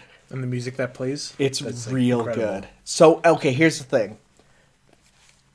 there's this era of Square Enix games have what I call the Utada Hikaru hit. And what that is you get to the end of the game, you're like, that's pretty good. And then in the final scene, the lyrical music hits at the perfect time. And you go from, that was pretty good, to, oh my god, I loved it so much. Because that's what every Kingdom Hearts game is. You go from, hey, that was a pretty good game. And then in the ending, they edit it perfectly, and the vocal music starts, and it hits you in a way that sends your soul to the sky. You're like, I love it. Like, Kingdom Hearts 1? It's okay. Not the best game in the series. But, dear God, if that final cutscene isn't edited in a way that makes me want to bawl my eyes out with emotion, and they do that in this. And it's so good. Yeah. Also, very interesting with some other stuff for the franchise, of course. We'll talk about that. But the whole stupid side quest with getting Aerith, like the wagon. It's like, why are we doing this? I get they wanted to really like show that, like, yeah, they were kind of a couple before that happened, they didn't right? Need to like stretch out the game that much. Yeah. It wasn't too bad, I found. It was like, it only took a little bit, and as soon as that's done, you're kind of in the end of the game. So it was like, it didn't bother me too much. Cool. Anything else on Crisis Core? No, I think there's some people who think it wasn't needed, but I liked it as a different perspective on the world of 7, getting a bit more with the characters. The original stuff is hit or miss, but I think out of all the pre-remake spin-offs, most people agree it's the best thing. Mm-hmm. So, I think like the best part of this game is the music. Oh, it's real good. Yeah. Oh, yeah. The gameplay's actually not bad. I played through, and there's materia fusing where, like, after you master materia, you can fuse it with other materia, and then, like, you can get something new. So, like, if you put together Fire and Firaga, you get a better Firaga. But if you put together Firaga and Firaga, you can get, you can get, like, Hell Firaga, and, like, you can upgrade them, right? Also, the summons are really cool. I looked them up on YouTube. Oh, they're cool. Oh, yeah. It's a shame they're on the PSP and the cutscene quality is terrible, but hey, they're cool. Cool. Nothing too much else to say about that. Crisis Core is a good time, I say. Yeah. And that's it for Crisis Core.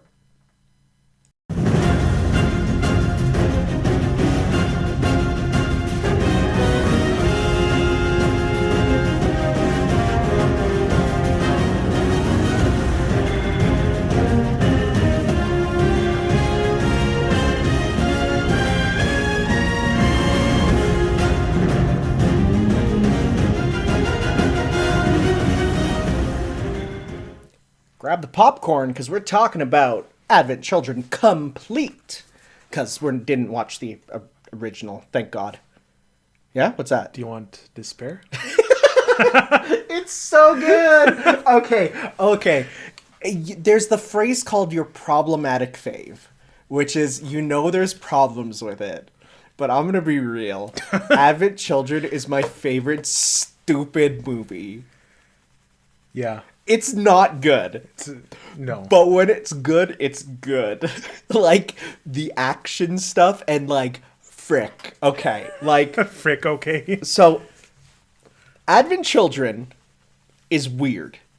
It's very strange. It just doesn't feel right. It doesn't feel right. It feels off. It feels like you... It feels in a like... bad way. It feels like your camera is, like, looking at the wrong characters at all the time. Like, the amount you see Cloud in the movie is, like, surprisingly little from what you'd kind of want.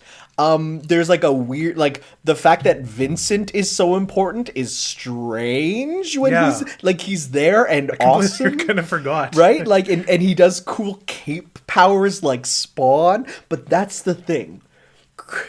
Advent Children is good junk food. Right? Yeah. Where it's like you watch it and you can make fun of it, but you're having fun during it. If someone is a fan of 7, they will enjoy the dumb stuff in it. And that's what I feel. That's why I generally enjoy it. I could definitely tell why people don't like this. Oh, yeah.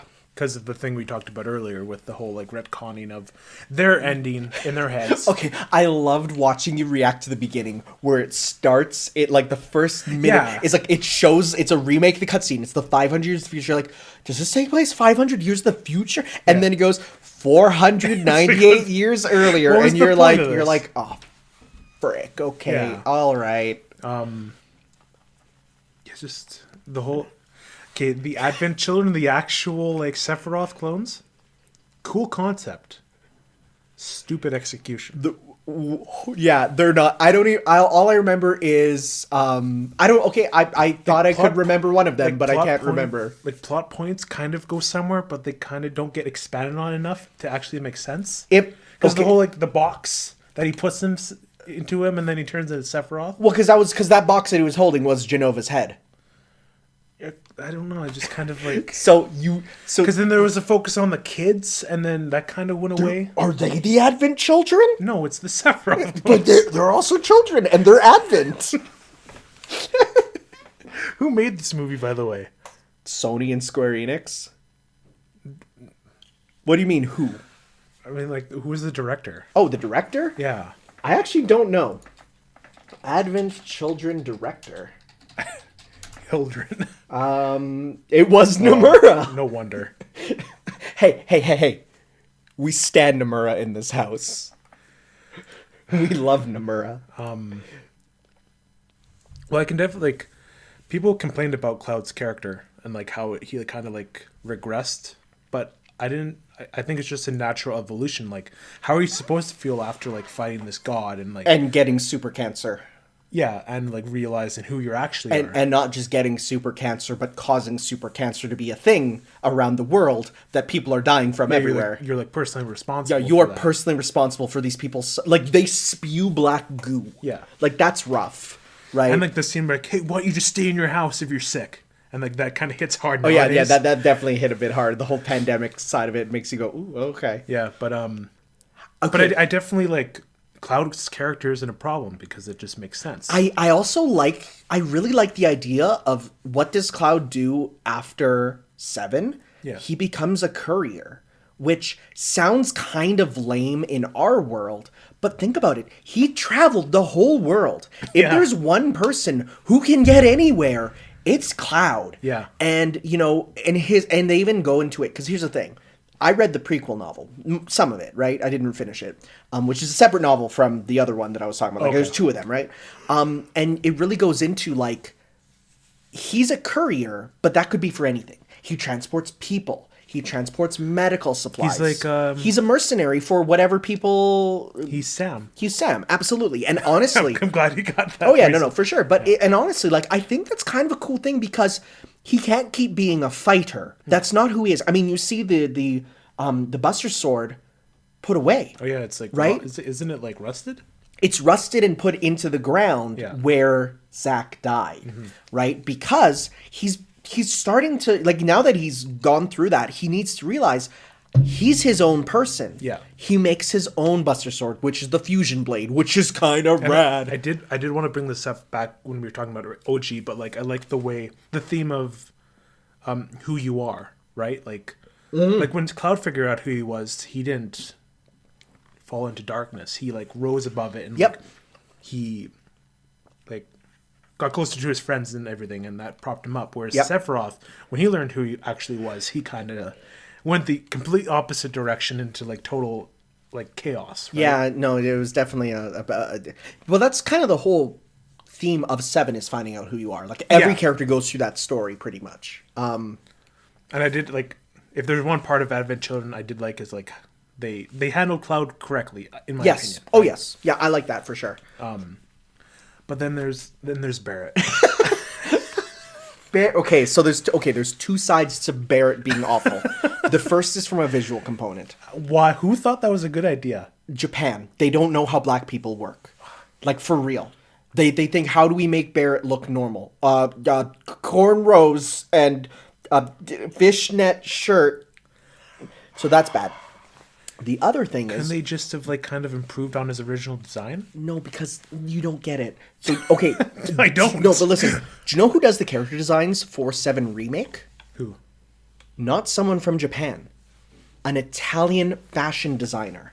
Huh. Yeah, they got someone in from Italy to do it because they realized, hey, we'd probably turn Barrett into either a stereotype or a Japanese man in blackface. Like, honestly.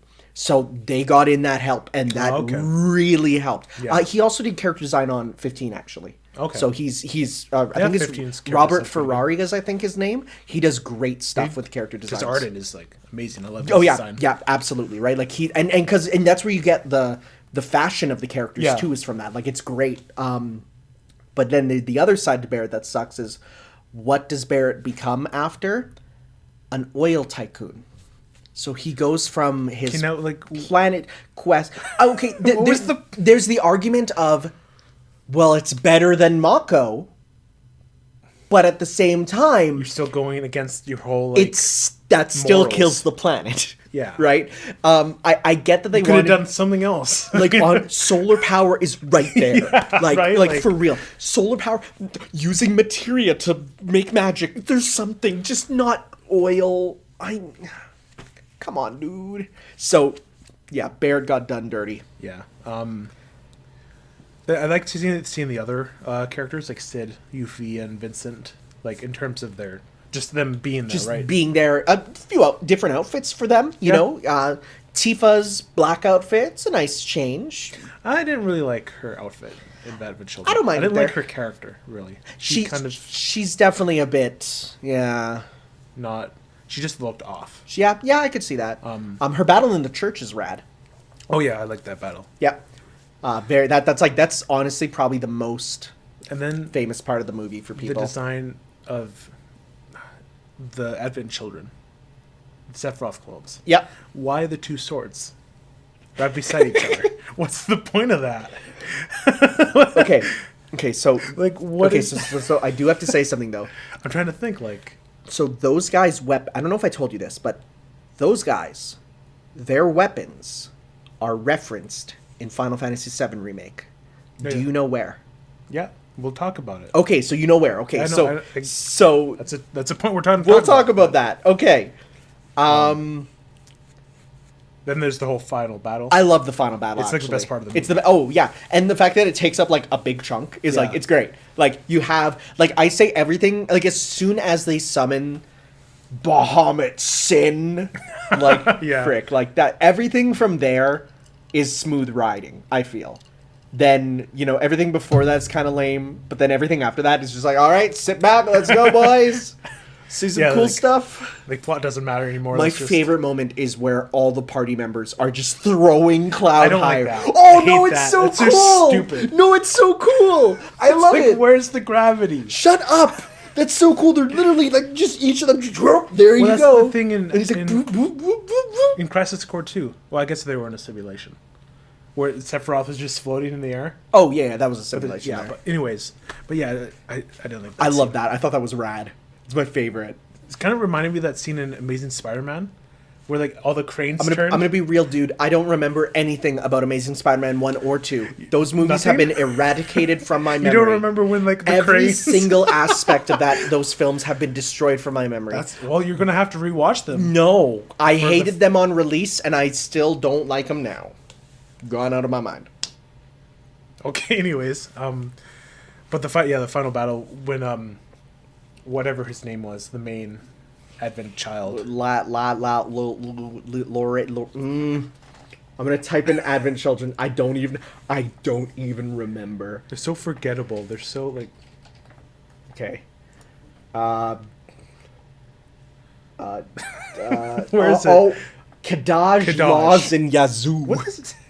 Kadaj is kind of cool, but Kadaj is the only one I like. Yazoo. Like, Laws is a big loser, and then Yazoo you forget about. He's never almost even in the But anyways, I liked when Kadaj like had the sword up and Cloud came down, but he turned into Sephiroth right then. That's cool. That's so cool. And then that's when the theme kicks in. Yeah, it's great. And you realize and even Cloud's like, Sephiroth. So good.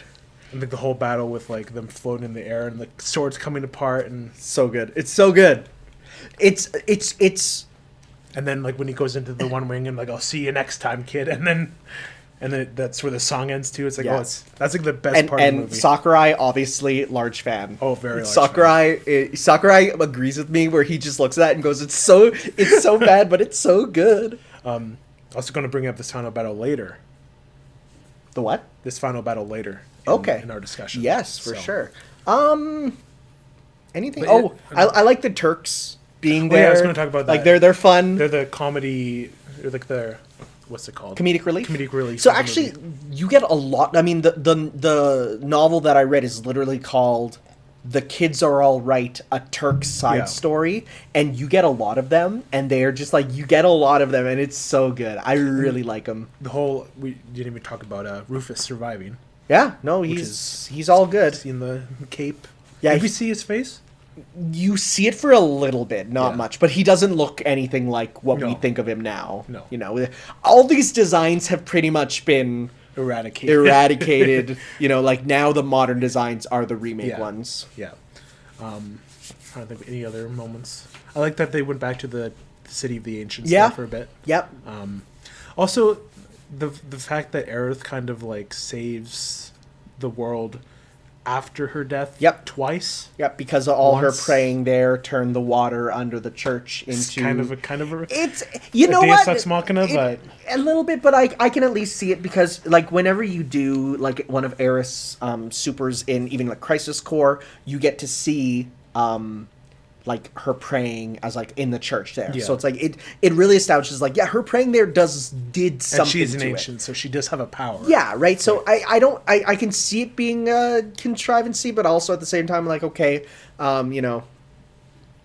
But yeah, I just find it funny how Aerith is like the most useful character, yet she's dead for the most of this compilation. Yeah, I love the shot of her and Zack in in like the doorway. turning away in the doorway. Like I love that. I think that's really nicely done.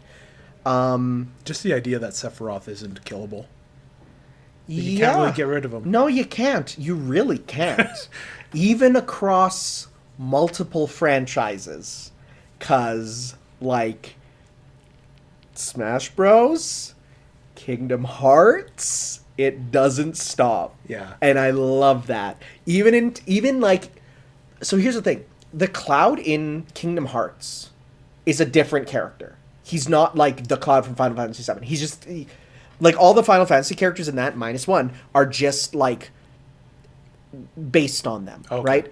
But, despite that, Cloud is, like, when he sees Sephiroth, he's like, oh, right? Yeah, like something clicks in him. Like, it's like a primal thing of, like, And that goes back that's to, a like, problem. where this all started for me, where Cloud looked at Sephiroth Exactly. descending in Smash there, and it's like, oh, no. And even that line of, I'll never just be a memory, Yeah. right? Like that keeps coming back. Yeah, well, I saw this, like, when I was, like, playing the games, going through it and everything, I saw, like, someone say, like, oh, Sephiroth's appearance in Smash is canon to the whole thing. I'm like, oh my god, that's so cool, but I'm, like, thinking about, like, how would that even be possible? Oh, well, I'll tell you, because at the end of Kingdom Hearts 2, well, like, because Sephiroth's a bonus boss in that, they clash in the air and then disappear, and then when Sora turns to Tifa, and Sora's like, where did he go? And then Tifa's like,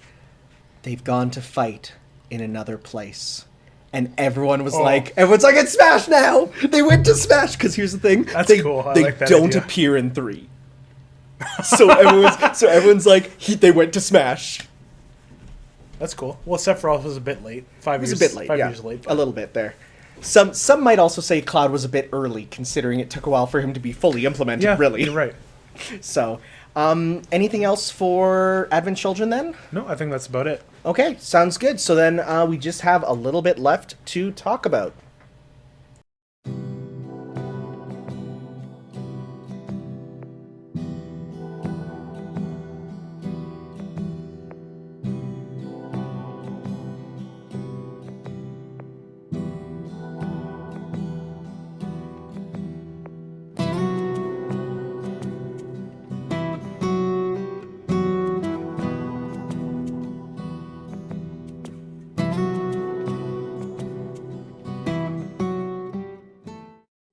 All right, it's time for the big boy.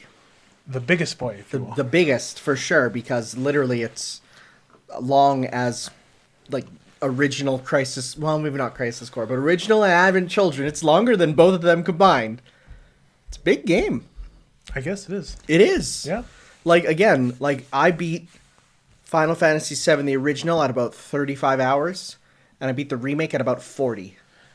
I completed Remake. Yeah, it's true. I fit and clocked in at 115 hours. Jeez. So you went through all of hard mode? Yeah. Wow. You skip, I'm assuming skipping cutscenes? Mostly. There was some that I'm like, that now I see in a different light. Oh, yeah. I don't want to rewatch, and like, you can't skip the dancing scenes. You can't. They're gameplay. Yeah, you're right. Yeah. Final Fantasy VII Remake. Yes, let's talk about that. Where do we want to start?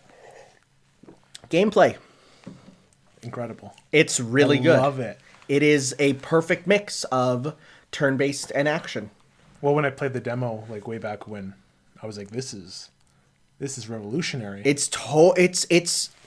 They somehow managed to get them to work together, and it's crazy because... Well, it still moves slightly, but it's like very slightly. Yeah, for sure. You know, but even like the original was even going... Because the original had the active time battle, so like if you don't change it in the options... This is kind of like the evolution of it. Yeah, it's the evolution where it's like... But it's kind of opposite. Because in the original it was, you know, most of the game is waiting, but then when you in the menus, you can move around, right? But this is like, it's the opposite, where you're playing a lot, but when you open the menus, that's when it slows down and you can be strategic, right? So it's kind of inverted, but it works just as good. And I think that's the important thing, is that there was people that were sad that it wasn't just the same gameplay, but like, it's not a replacement, and we'll get into even more reasons why that is later, but it's like, it's an alternate take on it, right? Yeah, it's like, it's almost like what they truly envisioned. Yeah, for sure. Because they have the tech now to do it. Yeah. I just like this. It's probably one of my favorite games of all time now. Whoa! Yeah. Whoa! Okay. I love that's this game new. because Didn't know that. because of like just everything involved. The music's incredible. Oh, and like, let's be real. The original stuff is just as good as the remixes, even. What? Oh yeah. Like, the new stuff is really Song good. called S7-6 Annex Diversion. Yeah. Which plays during chapter 4 when it's only it's like a remake exclusive chapter. Yeah. But like the song that plays, and it sounds like pirate music, but then it gets more technical Nice. as you go through. Yeah. It's awesome. Yeah. But like just like the music, the gameplay, the story, and like we'll get there, but like just like I like this. I couldn't stop thinking about this game for like the entire time I was playing it. It's really good. Yeah. So like around chapter 3, like do you want to go by chapter, or do we want? No. I think because a lot of it's just going to be mostly. Well, this was cool. Yeah. Yeah. Right. So, but let's just focus on kind of the most important stuff. Like I didn't know the spoilers for this game at all. That's good. But I like by chapter 3, I don't know why, but I just got like a weird vibe. Like there's something that's not right. Yeah. Here. Like I don't know what it was. Like I was just looking out into the Sector 7 slums with the main theme of the game playing. Yeah. Which is amazing. One of the best songs in the game. Real good. The night version, even better. Oh yeah. But it just felt off, and I didn't know why. Yeah. Right? I'm like, there's something going on here. That's like, it's like the game knows they already did that before. Like when Cloud looks up to the pillar and it falls down on him. Yeah. And that's when I'm like, oh, something's not right here. Yeah, it's not just a prediction. But it just sticks out in my mind that I'm like, it's like the game knows that I know what happened. And they're going to be doing something with that, which got me super excited. The part that gets me is when you're doing that slow walk where he sees that there, and then the fire happens and it slowly turns into Nibelheim, and then you see Sephiroth for the first time. Oh yeah. And you're like, hold up, now? Really? I think someone mentioned that Sephiroth appears earlier on, so that wasn't a big surprise. But okay. Still, I'm like, what you doing here, bud? It's like, wow, you are here faster than we expected. And I thought it was just like, well, back then, like when I first experienced them, they're like seeding Sephiroth in more to give him a more of a background for like, the entire story, where something else completely different. happens. But I've never like experienced something from a game like this in terms of like I love meta shit. Oh, it's I'm so good. I'm such a fan of meta commentary. Oh yeah, on that kind of stuff, and this game was like ripe with it. Oh, for sure. I mean, do you know what the common nickname for the ghosts that are everywhere is? Plot ghosts. The fan base. Yeah. Which they have expectations of how things should go. They want it to go the same way. Yeah. Right? Oh. I feel like we'll get there. I don't want to springboard off yet, because there's a lot to talk about with that. So someone like, oh man, that Airbuster fight. Oh man, as soon when the music kicked in, because you're doing it, you're like, yeah, Airbuster. Then all of a sudden you hear, and you're just like, ah! That fight is so amazing. Vinny put it best. Inject it right into my cock vein. Like that's how it feels. Like as soon as you hear that, it's as soon as it starts going, you're just like, oh my god, it's happening. And it's like perfect because like Tifa and Barrett on one side and us on the other, and then changes into a unique thing. Yeah, and he's like flying in the air, and it's like, and then the voice, like like it starts getting really epic. And I like how they address the fact that it's kind of, it would be stupid for the actual president to walk out there and talk to you. So they change it to a hologram. Yep. Perfect. You can do the same stuff without it being stupid that they're there, right? Mm-hmm. And I love the lead up to it too. Yeah, like where you put the pieces in, and how it's like you literally can either build it or destroy it. If you want the items, you can take the items. You get to decide kind of what items you get and how how broken it gets. That's cool. I like that a lot. It did drag a little bit. It did, but you still felt like you're building up to so something. Good. Yeah. The whole all the Reno, like the battle theme. Mm-hmm. Well, the song and just like the battle where like you're used to like just whacking your things with a sword, but now like you gotta like switch it up because like whenever you hit him, he just counters you. Yep. So now you gotta like open them up and you gotta think more about the combat that way. Honestly, like the combat, people are like, it's just gonna be a button masher. It's like, no, God, no, not at all. There's so much strategy involved. Mm-hmm. Like every enemy has a unique way of causing them to be toppled, whether it's using a certain spell, hitting them a certain way, and then off that, like, how do you capitalize, right? Like, how do you get that big damage, Yeah. And I like how, like, the percentage meters, yep. Like, the more you hit them in Sega mode, the more damage you deal. Yeah. When going back to Chapter 1, like, it's the bombing mission song, but then when you first get into the first, like, fight of the game, against the soldiers, you hear like the main battle theme. Let the battles begin, like slowly creeping in, and then boom. I mean, like honestly, like if this game deserved to win best music. Oh yeah, now like, I see so why. much, and it's like because the integration of it is so amazing. Because you used to have, the area theme and then the battle theme, and the battle theme was unchanging. But now it's like you have all these dynamic versions of it, where it's like you have the area theme and then the battle version, and then if it's important, then you'll get like the actual battle theme or the boss battle theme, of which there's different variants. Even. And there's like 6 versions of Let the Battles Begin in this game. Yeah, and they're all like amazing. Yeah.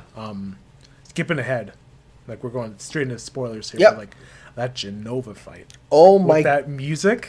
So when that music kicked in, I was like, no way. So phase 1, I was like, yeah, okay, we're going. Phase 2, I'm like, there's okay. And then phase 3, where it mixes in the original song, I was like, oh my god, it's so amazing. Even if it wasn't actually Genova, it was still like amazing. It was a piece of Genova. Wasn't it just the Sephiroth clone? Which is a piece of Genova, right? Say. So it makes sense to be there. Yeah. It's fun. The only thing is, like, it warps you to, like, a weird space, but it's like, sure, whatever, I don't care. Yeah. This is a great place to have it, and it was a cool fight. Mm-hmm. Other music examples. Rufus's theme. Yeah? I love that. My favorite is still the theme of Tifa and Aerith in the mansion there, where it's like the upbeat EDM version of Tifa's theme there. It's so good. Have you heard the full song? Yes. It starts like kind of like a traditional song. I know, and then it slowly Yeah. goes because it starts in the cutscene, and then as you exit it, it starts to then turn into the EDM one, and it's like, oh, it's so good. And like One Winged Angel Rebirth, like It's it's real one good. of my favorite Final Boss songs now. It's real good. Like and like going back to like the interview, like how he like it was kind of like a puzzle piece that he and like you can definitely tell in this version. Yep. Because like these parts of it come in, then they go, and then like when it actually starts, when Sephiroth like pins you against the wall and the theme kicks in. Yep. He puts the sword to Cloud's neck. Whew. Going everywhere, but like we're just focusing mostly on the music here. But Hollow. Yeah, it's good. We'll save that because Okay. that's attached to a lot of stuff. Okay, yeah, because I'm interested to that because like I don't know anything about it. Like I heard it, but didn't really think about it. So, Other songs. well, all the remixes you pick up as the CDs everywhere. Oh yeah, what's your favorite one? Like it's tough, but they're all just really good.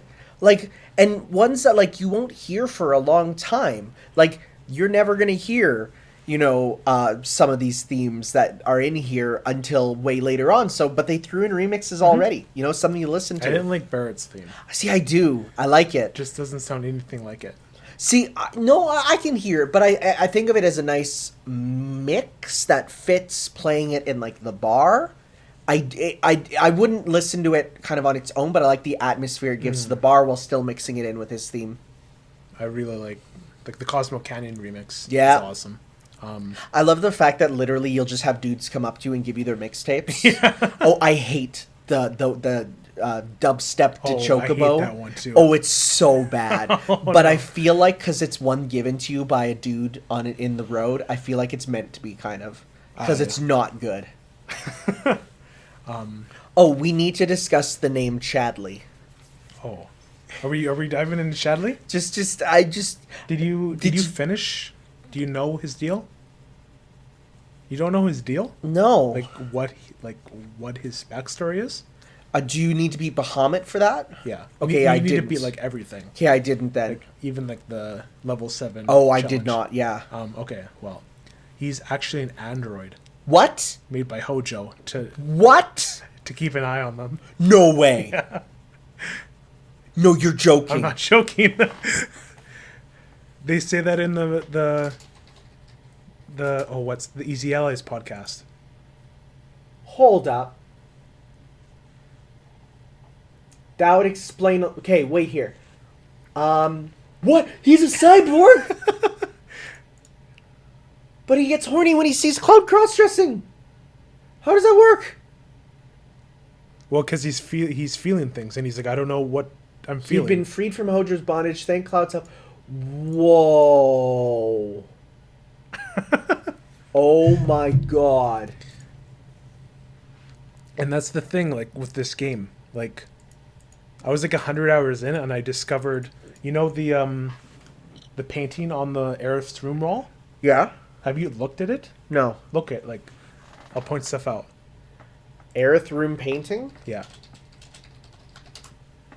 Like, people listening, like, search it up. Yeah. Like, there. So, what's in the middle? The middle? The flower? No, what's behind it? That's the black materia. Oh! But it also resembles Meteor with the tail, Yeah. and that's the life stream, like, preventing Okay, it. okay. And look, go all the way to the left, Yeah. up. That's the Temple of the Ancients. Whoa! Whoa, whoa, whoa. Okay. Bruh. But I don't know what this means exactly, because, like, Yeah. Well, I mean, I definitely have an idea. Because, oh yeah, yeah. And I We'll got get to some that. summons there. yeah. Yeah. But it's crazy how, like, I've put like 100 hours into this game, and I just like, well, Yeah. I had Max's stream on the background, and Yeah, he was yeah. the one who noticed it. I'm like, holy shit! Yeah. There's so much detail put in this game. It's incredible. There's a lot. Well, one of the things, Shinra FF10-2. There's a character in Shinra named Shinra in Final Fantasy X-2, which is this kid. This is in one of the posters, one of the things in the Shinra headquarters. Oh. So here's the thing. Right there, you can see him. Right, he's right in the middle there, right? What does that mean? So here's the thing. It's been revealed that Final Fantasy X leads into 7 way in the future. So this was only talked about in the Ultimania, which is a like guidebook that goes into it. But like that is like there's the character named Shinra from 10-2 in. That's the namesake? Possibly. Huh. So it's there's like a family of Shinras. Yeah. But this is probably his descendant. Oh. So like it's connecting to 10. That's crazy. Which is like, holy crap. Like 10 stuff happens in the remake series. Well, okay, but 10 is like 10,000 years in the past. Oh, okay. And literally they even said it's not even the same planet. They said like after 10,000 years they fly to another planet and that starts 7. But this is like in a guidebook somewhere. Like it's completely like... That's cool. Like not there. But like there's a connection there. They even reference that, you know? Never mind. Trying to think of like other like detailed Easter egg things. Well, there was the reference to Kunzel in the Shinra Tower. Yeah, there. just said out loud. It's like, I'll go get Kunzel, man. So we'll be so happy to see you. Whoa, okay. Like, there's that. Then not Loveless, but the apples at the very start of the game. There's Benora White, Benora Juice posters everywhere. So it's like direct reference to Genesis. Direct, and that was even back in the demo. So people were like, we getting Genesis. Genesis in part 2. I mean, because there's even if they get rid of Genesis, there's nothing else that like if you get rid of Genesis, you can still have the stuff of Crisis Core kind of happen. It's just probably with someone else or something, right? Because that's the only concern there. I'm just gonna look up a chapter select and just like see if I can recall stuff. Sure. Just trying to think about other Easter eggs there. I mean, there's always this stuff with like small references to all the franchise, but there's a number there, yeah. God, what a name, Chadley. Like, how could you name that? There is the book called Inside Final Fantasy VII Remake. I kind of want that to see what's in there. Is it just the making of it? It is. Oh, no, it's a series. It's not a document. Oh, interesting. It's like a documentary series. Like on YouTube. Didn't know that existed. No, but there is a Ultimania for 7 Remake. Which, this is where people get a lot of the info there. So that's interesting there. 752 pages. That's a lot. Let's see here. Just gonna go through. But I like how like the game contextualizes so much way better than the original, obviously. Oh, for sure. So like, just like after the initial bombing of the first one, you just see all the death and destruction you directly caused, which is really cool. An interesting thing that some people were complaining about is the fact that instead of Jesse causing the explosion to be too big, then it shows that actually it was Shinra who blew it up to be too big. Mm-hmm. But there is one random line in 7 that implies that was what happened in the original. But it's just you didn't see it. Where it's like one character who's just like, we did the research. It shouldn't have exploded that far. It must be a thing that Shinra did. So it's like they say it, but it's like optional, right? Like it's not. You don't know. So this time they made it a bit more obvious there. We don't want to have dead air, so let's just I'd say maybe move on here. Sure. Yeah. So let's talk about Wall Market. That's like I was like impressed at how like they turned it from a hallway into this just giant sprawling city. Yeah. I definitely know that there's some people who are kind of sad that like you have to pick a path with a character and then like you don't see all of it in one playthrough, right? Like you either pick the Madame or you pick Gerard the Completionist as a cowboy. I guess. Wait, have you not seen the side-by-side comparison? No. Oh my god.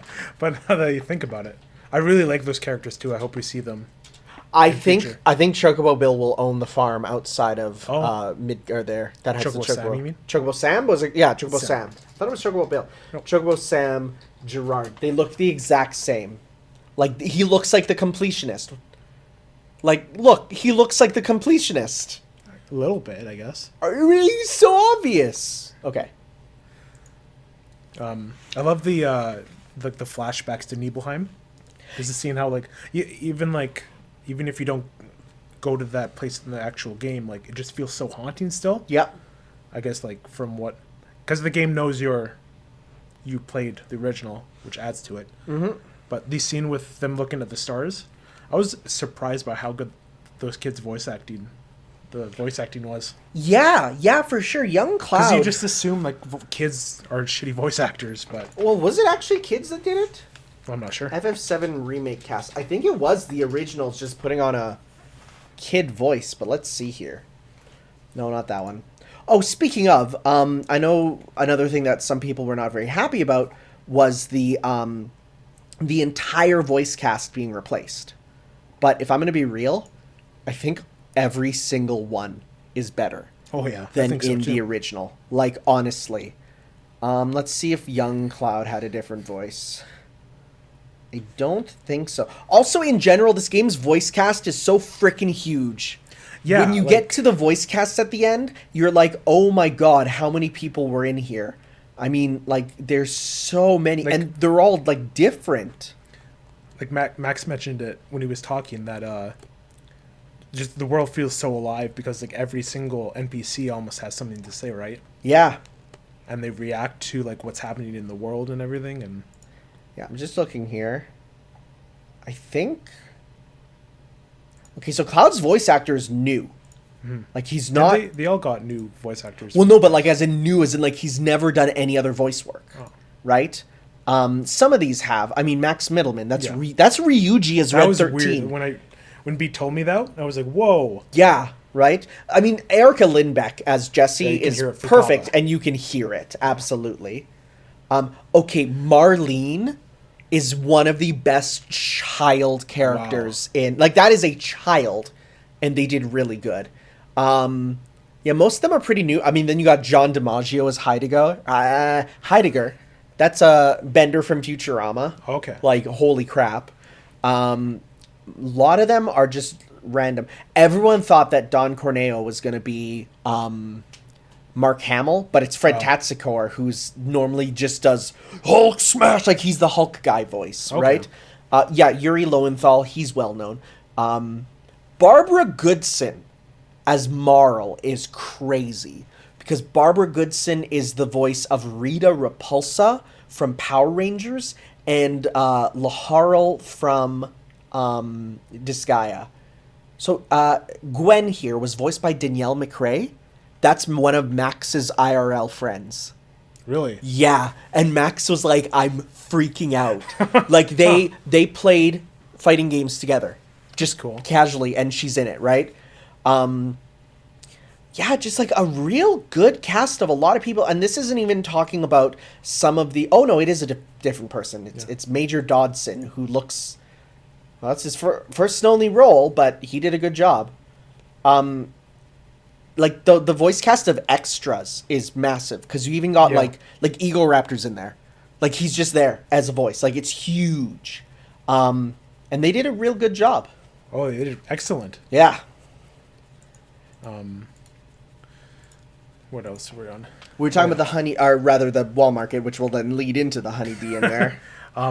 Yeah, I really like those, Madame M, Andrea, and Chocobo Sam. All three, great characters that adds a lot to wall market. Yeah.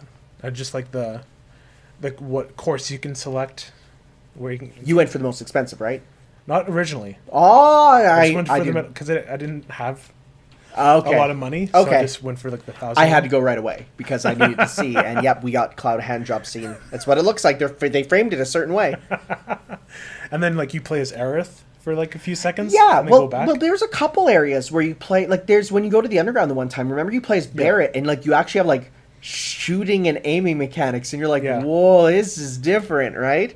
Every now and then they have that. Yeah, I wonder if they're gonna Max mentioned that when they do the PS5 port or like the next gen port, they have them all playable. Possibly. Like they did with I could see 15. that. Yeah, So, updated even. like you can switch whenever. Yeah, type thing. I could see that. We'll mark it. And then just the Johnny stuff. We haven't talked about Johnny yet. Oh, well, because Johnny was like really small in 7. Like if you don't recognize it's Johnny and you don't know that that's not a regular just NPC model, but that's the same guy, that's Johnny, then you'll miss a lot of that. Like you'll miss him in Costa del Sol hanging out in a house there. You'll miss you'll miss a lot of stuff, but here it's impossible to miss because he's part of the main plot. Yeah. He's not like a big impact character, but No, but he's one that makes you go, hey, it's Johnny, you know. And then there's the whole side quest that like reminiscent of what you have to do in the original to get the dresses. Very different though, because in the original, you had to basically do like side quests, and depending on how good you did, you got different levels of the outfit, which would then lead to different sort of things. In this, instead, just your choices beforehand determine the outfits and how you many get. side quests you do. And how many side quests there. Yeah. That's a very time-consuming trophy. Yeah. Yeah. Yeah. What else? Well, just the Coliseum stuff's really fun. Yeah. Hell House. And it was, well, that was incredible seeing Hell House, but I just liked having a bit of a tournament thing because, like, they're obviously laying the groundwork for the Golden Coliseum's battle, or sorry, the Golden, I'm weird Gold today. Saucer. Gold Saucer's, battle square there. They're laying the groundwork for it, so you can sort of see where they're getting that, and I'm happy that, we get that there. I got Hell House spoiled literally right before I did it in my game. Really? Yeah. Oh. I think I saw like a random video of the Hell House. Oh, yeah. And it was like right Right there, recognized the yeah. scenery, so. But that was a tough fight. That's, in my one of the opinion, toughest fights in the one game. of the toughest fights, yeah, because he Yeah. has a lot of crazy barrier stuff, and it's just, you can't stagger him. He's a house, right? Like, it's... You can stagger him. Well, I mean, but like when you attack him, there's no like recoil at all, yeah. right? Like he is super armored. Have you fought him in hard mode? I have not done hard mode yet. He spits out tonberries. Fun. And at the end, the saw robots come out to fight you. Fun. But you can kill him before he does that. Yeah. So, trying to think. Well, there's Don Corneo, Who but is that's after. so slimy, but we got to talk about the Honeybee Inn. I have a stupid smile on my face that entire time. You can't not. It was. I watched it like over and over. Like, It's on YouTube. so I'm like, fun. this is so. Oh, not only did I watch it on YouTube, I watched people's reactions to it, and it's just like I can't wait to watch Vinny's reaction to it's so good. that. It's like, where did Cloud learn how to dance like that? Like, Dude, they gave him dance materia. It's like it's obvious. just like all the different like segments of it. Like Yep. It starts. Just like it's just like one of the best parts of the game. I loved it. For sure. And Andre is just such a cool character. A really good character because the original had some stuff that was not up to date with how Yeah. we view the world. Like Cloud getting into a hot tub of buff dudes, Yeah. saying it hurts, and them saying just hold it in, bubby. It's like, versus now where it's like, yeah, it's like way different. And I think improves on the original. And I mean, you can still, while you're in there, look at, Palmer chasing a girl. Yeah. In the original, one of the rooms they were doing a dark ritual in. Like a Satan summon. Yeah, I think that was just a joke, but it's very weird. Yeah. It's very strange. Wasn't the president in there too? No, it was just Palmer. Okay. Yeah. Well, no, weren't those two separate rooms? Like the ritual and the chasing? No, there was no chasing in the original. Oh, okay. The chasing replaces it. Okay. But yeah, like that whole chapter 9. Well, the whole like leading up through the Sector 6 slums and how like you turn it from a single screen in the original to like They do that a half lot. an hour thing. There was a lot where they go from single screens to a big thing. Because, like, I didn't even remember the part where you're running across the lights on the top. And, like, that's one screen. And it's like, yeah, it's there. Yeah. But now it's like a huge dungeon. And that like, kind of like affects the pacing. It does a bit, but I don't mind because of what the game is trying to be. Like, when they said it was just Midgar, I'm like, yeah, you need to expand it, though. And they did. Yeah, for sure. Because like the whole sewer stuff is kind of boring. especially after like the first playthrough. Yeah. I mean, sewers are never fun, but it's you know. Yeah. What else? Well, I think we should talk about the plot ghosts. You think we should get into that? I think so. Because we're past where they start coming up. I want to hear your like experience with it and like Well, what you think of it, because I know what I think of it. I immediately remember hearing people say, like on social media, I heard people say, "This isn't a remake," and that immediately made me go, "All right, something's up with the ghosts," because yeah, like the ghosts are trying to. How soon did it take you to figure it out? It took me to the part where it took me to escaping with the church with Aerith. When Reno comes in I think that's like... Because that's where you start to... Like, for example, if you try to leave the church before talking to Aerith, you'll hear Reno out there, and he'll be like, no, we can't go in just yet. No, I can't do that. Really? Yeah. Huh. And it's sort of like, that's when I realized, like, okay, something's up. Because what's preventing him from just leaving right now? And, like, what's preventing Reno from just coming in? Right? Yeah. Like, I could tell at that point, right? And then when the ghosts start, you know, playing around with, you know, the whole dropping the barrels on them and Aerith falling down, it's like, okay, something is afoot. And what really cemented it was, well, I guess what really cemented it was when you're going up to do the tower with the spire, right? You're where they're gonna explode the the pillar. The pillar, and they're gonna explode the pillar and cause it to collapse, and the ghosts are there affecting that. That was the okay, I'm 100% certain moment for me. Yeah. But like, just like I don't know where to start. Just with how like Sephiroth, like he know, like he's from the future, and it's like, and so is Aerith. You think Aerith is?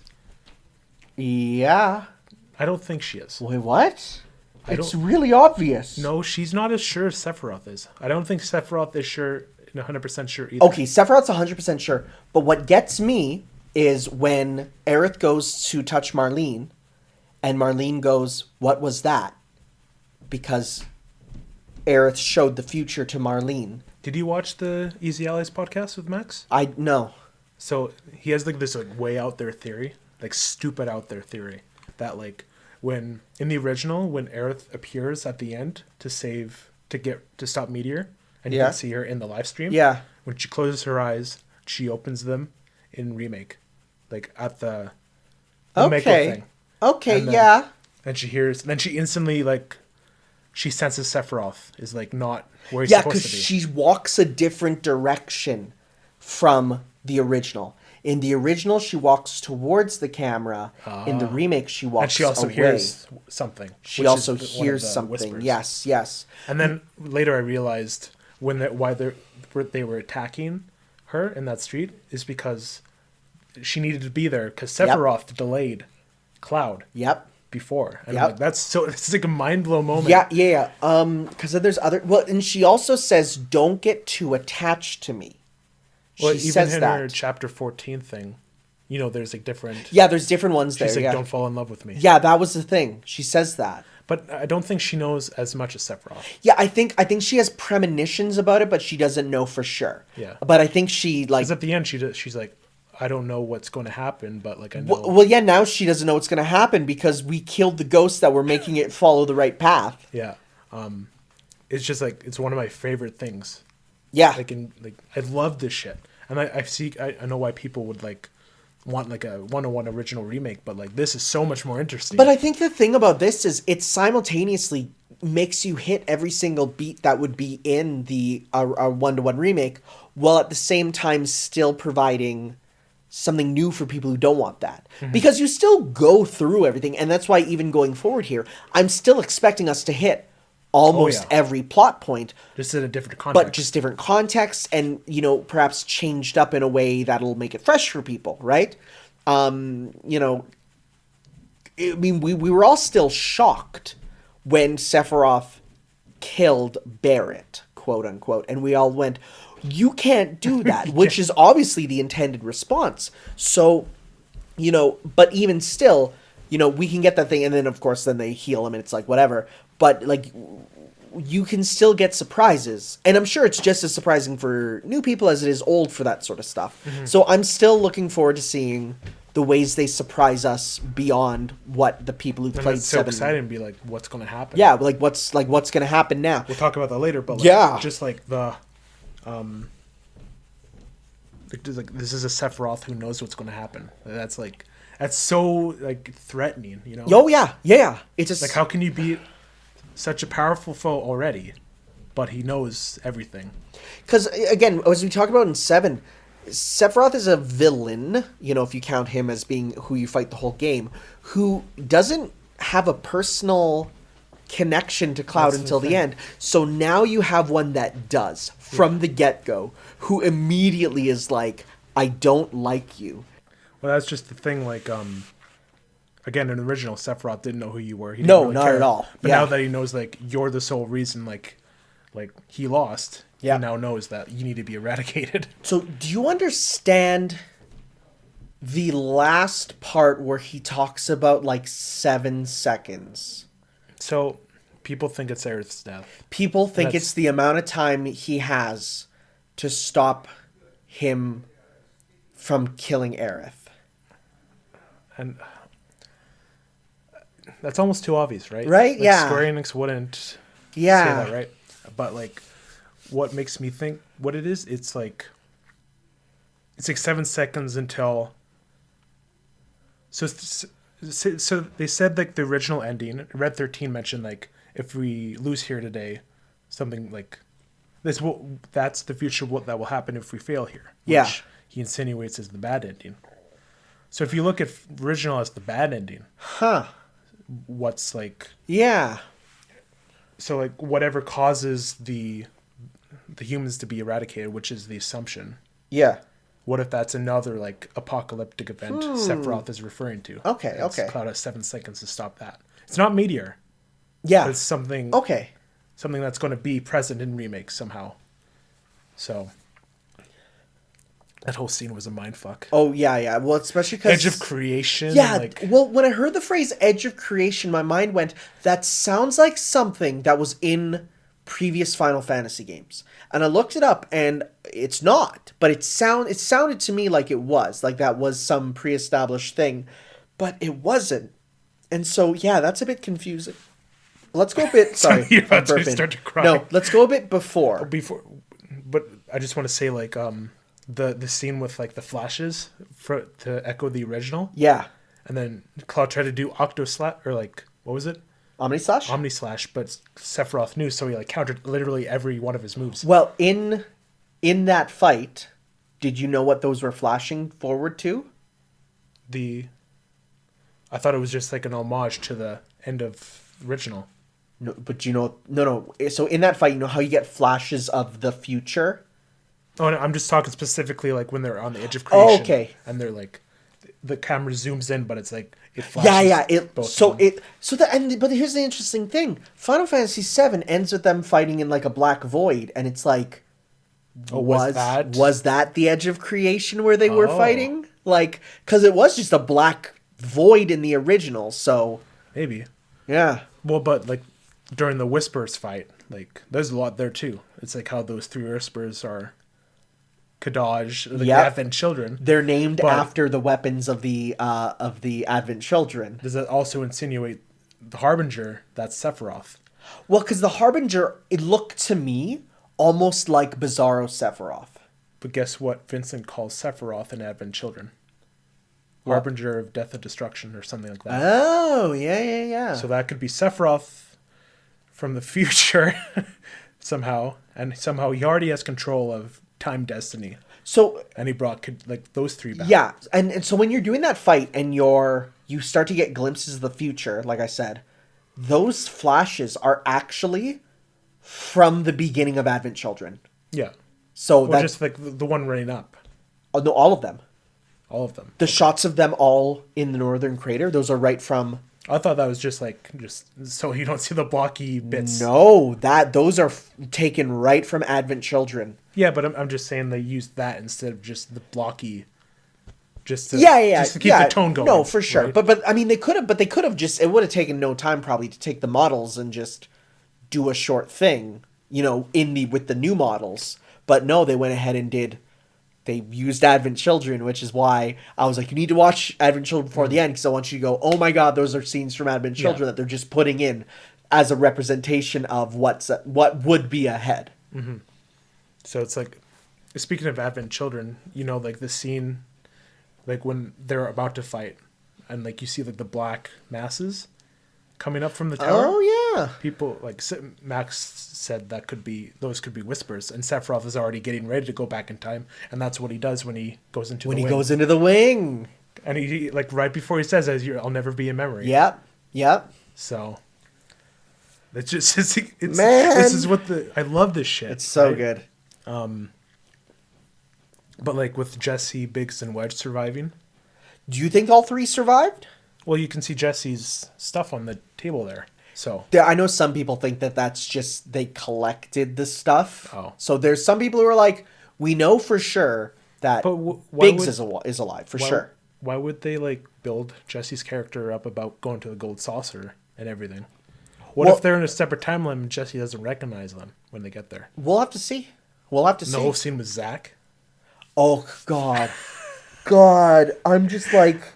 He survives the attack. Yeah, which is and that leads off into so much that could do crazy stuff, because you thought that the basis of Cloud's character was Zack's death, but now how's it going to work? 2 separate timelines.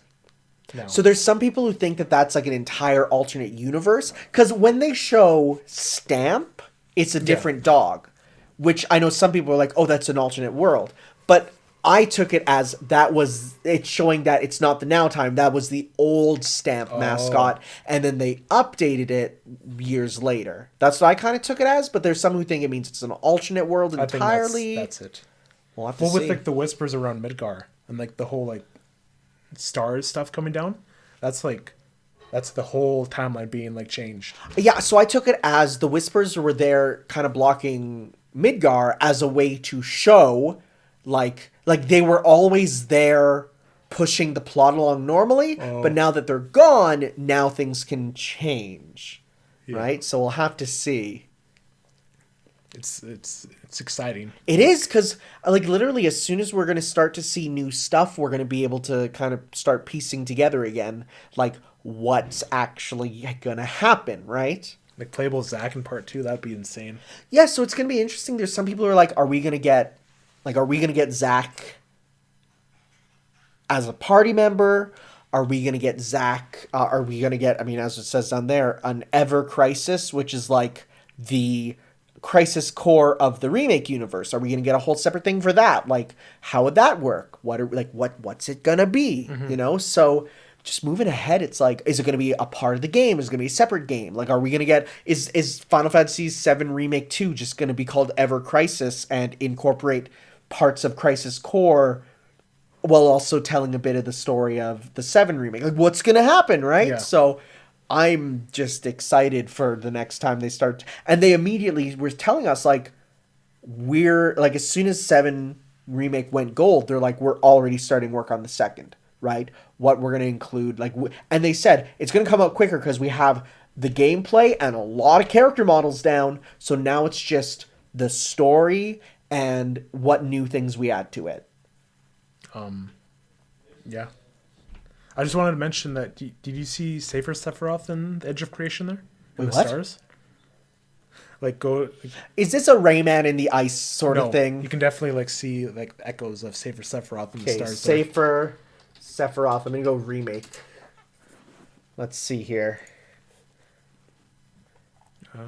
Just type in Edge of Creation. Stars. Edge of Creation FF7. Let's see here. There. You see You can kind of see it. Yeah, I can kind of see that. I'm not 100% sure if that's intentional. Maybe. We'll see. But yeah, like, look, so were they on the edge of creation in the end of 7 to begin with? There's an in-game description of the end of the game. Well, that would definitely help if we can read this. Let's see here. In the world beyond, Sephiroth shows Cloud a vision of the planet 7 seconds before its demise. Having strayed from the destiny course set for them, they strike out on a path toward an unknown future. A vision of the planet. 7 seconds. Okay, so it's not Aerith. It's the Yeah, that's like the point. the Right? planet. That's what I'm saying. It's like this apocalyptic event that's going to happen. Okay. All right. This completely debunks the 7 seconds Aerith theory. There we go. If French Sephiroth says 7 seconds before the apocalypse, that's one thing. Every language has different translations, which lead to some interesting stuff. Like in the very end, the last line Aerith says with like the iron sky. One version is I hate it, and the other one is it scares me. So it's like there's different translations. Also, what's this? Japanese Aerith says, "You must not fall in love with me, even if you do, it's hopeless." Well. Again, you know, there's so much. You can piece it together. It's so good. Also, okay, so you wanted to talk about the lyrics to Hollow? Well, not the lyrics, more like the meaning behind it. Okay. How it's like, what do you know? Why, like, what the composer got told? No, before? what? Like, he just got told this, like, Cloud's feeling, and that's it. So this is how Cloud's feeling. Huh, okay. So now if you look at the lyrics in that context. I would be lost, drifting along, floating up high, time after time, and there you'd be, shining brightly, your smiling face to That's guide my Aerith. way. Bloody and bruised, brought to my knees, when beaten down, when broken up, you would appear, reach out to me, heal every wound, make me whole. Was it all a dream? Will I never know? Foolish and blind to everything. Had I realized, had I thought it there, would you be here in my embrace? Shine bright once more, guide me to you, smile bright once more. This time I will this time I will never let you go. Oh! With your every smile hiding something more. Dark mysteries lurking beneath. Oh my god. But I was consumed with this emptiness, this selfishness, this void to feel. Hear me once more, show me your smile, this time for sure. I'll see the truth hidden inside your tears, but I know that you're long gone, but I will go on howling and hollow to never... Oh. I wonder if this is like future Cloud. I don't know. Okay. So there was where was it? There was a moment in 7 Remake where people say that the original 7 Cloud saved Cloud. When? When was that? God, there was a moment when... And I remember hearing this. I think... Frick! When was it? Or, like, what if the voices in Cloud's head this time are not Zack, but the original Cloud? Well, maybe. I remember hearing something about that. Maybe it's... Okay. FF7 Remake original Cloud? Let's see here. How did Sephiroth even go back in time? We don't know that. Yeah. I don't know. God, there's so much. Okay, never mind. We're not going to look up theories. We'll go crazy. I was going to say something else, but because there's so much in my head that I want to like talk about and then just get lost. I know. You bring up something now. I think we should just start finishing up. I think we're starting to lose our train, which we need to like. I don't. Do you want the next part to be open world? Do you think it'll go open world? It's tough. I think it's still going to be fairly linear. I think because I was expecting Midgard to be able to be freely roamed around it, but it's still a linear, like still fairly linear. A lot of hallways, yeah. I think it's still going to be fairly linear. I don't. I expect areas where it opens up, but I don't think we'll get a big open world. I think it'll be more like a path with stuff along it to get to the next major destinations. Just because I feel like it's too much to do a big open world. Because unless they do it like 15... They're on next-gen hardware now, so it's like it's possible. They are, but I mean, it's going to be big open. Like, if it's big open field, that's kind of boring. Yeah. Right? So I think for the sake of keeping it fresh, they're going to do it more closer to kind of like 10 there, where it's like, there's no big open world, but there's a lot of world connected. At least that's how I feel. And do you think Aerith is going to die? Frick, I go back and forth. In my opinion, I think it's a constant. I think she's going to die no matter what. And Sephiroth thinks that's the moment when he loses. Like, yeah. When it turns course, but it's actually going to be something else. Yeah, because it's like, I go back and forth on this, because part of me is like, they have to, it's Final Fantasy VII. But then part of me is like, if they were to not do it, everyone would go, well, of course, like, whatever, right? I feel like it has to happen, but at the same time, I feel like they know that we think that. What if it's Cloud who's going to have to do it? Oh, God. Like, there's... Just to make sure, like, it goes right, right? And we don't know. Because Aerith knows, like, you got to kill me. I got to die. Yeah. For Sephiroth to lose. But how are they going to... If they just go on that path again, what's part 3 going to be about? Right? If they just go on the original path, it's just going to be the same events, and it's going to be boring. But there's so many directions. What if there's two Sephiroths? What if Sephiroth's coming down, but then future Sephiroth stabs him? God.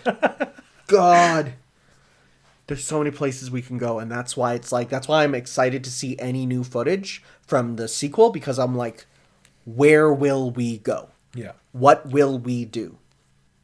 Well, we didn't talk about, like, when Zack's carrying Cloud back to Midgar. And then it flashes with Aerith and Cloud on both sides. And then you can see Zack smile a little bit. Yeah. Because he knows Aerith is right there.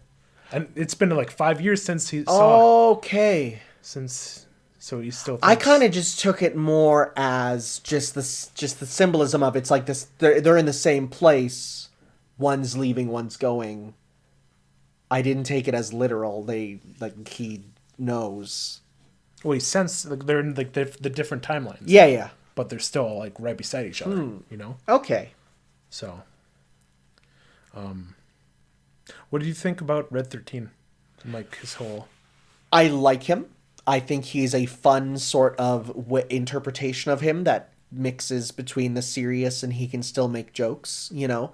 I think having him be a temporary party member is a good solution, because honestly, if they're giving you another new party member, like right in that final section, it's like kind of like, what's the point? Yeah. So I think it was a smart way of handling it.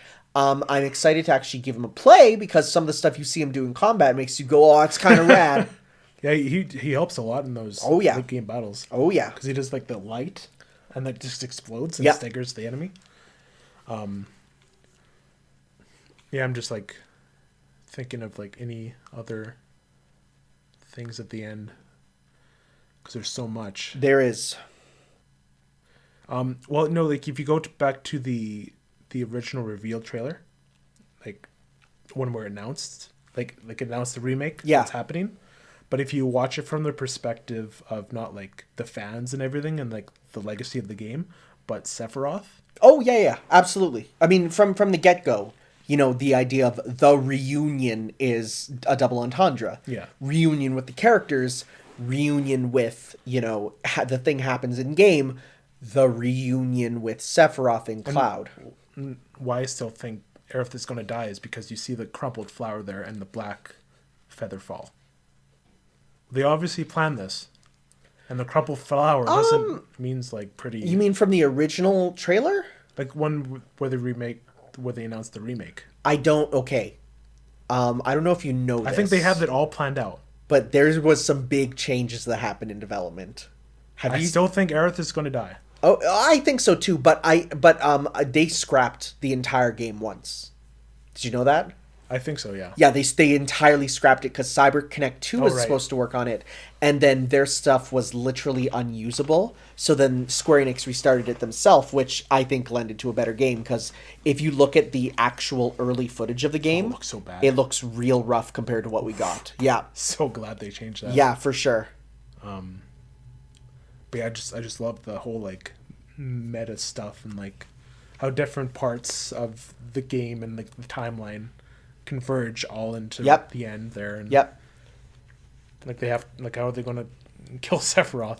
Well, it's interesting because, I mean, as soon as they started showing off some stuff, there's people going, oh, like, they're incorporating elements, like, as we saw, the Benora White juice, we got then, you know, references to Kunsel there, but, like, you're even getting characters from the novels, because Leslie, Kyrie, Marl, the Angel of the Slums, Muriel, they're all from the novels that released way long before.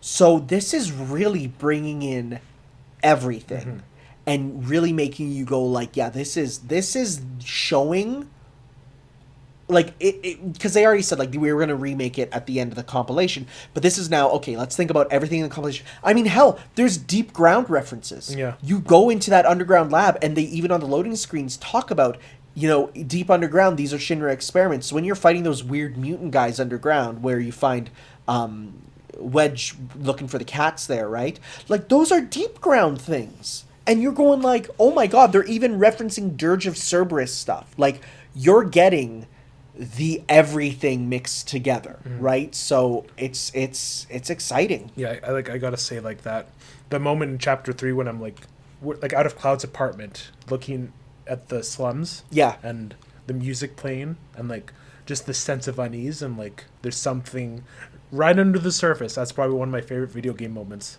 Yeah. like, ever. Yeah. Oh, can up I just say, the moment when Cloud goes to check on his apartment neighbor, Oh, yeah. and he opens the door and it's freaking Sephiroth there, I died laughing. It was the funniest It's his thing. roommate. It's like literally It's his neighbor. Sephiroth being Cloud's next door neighbor, and then he even, like, Cloud goes to take out his Buster Sword. It gets caught on Yeah. the door frame. That's funny. Yeah. But then he, like, falls over backwards, and then Sephiroth, like, goes up to his face and he's like, "Hi, Cloud." And I'm like, oh my god, this is my DeviantArt fan fiction.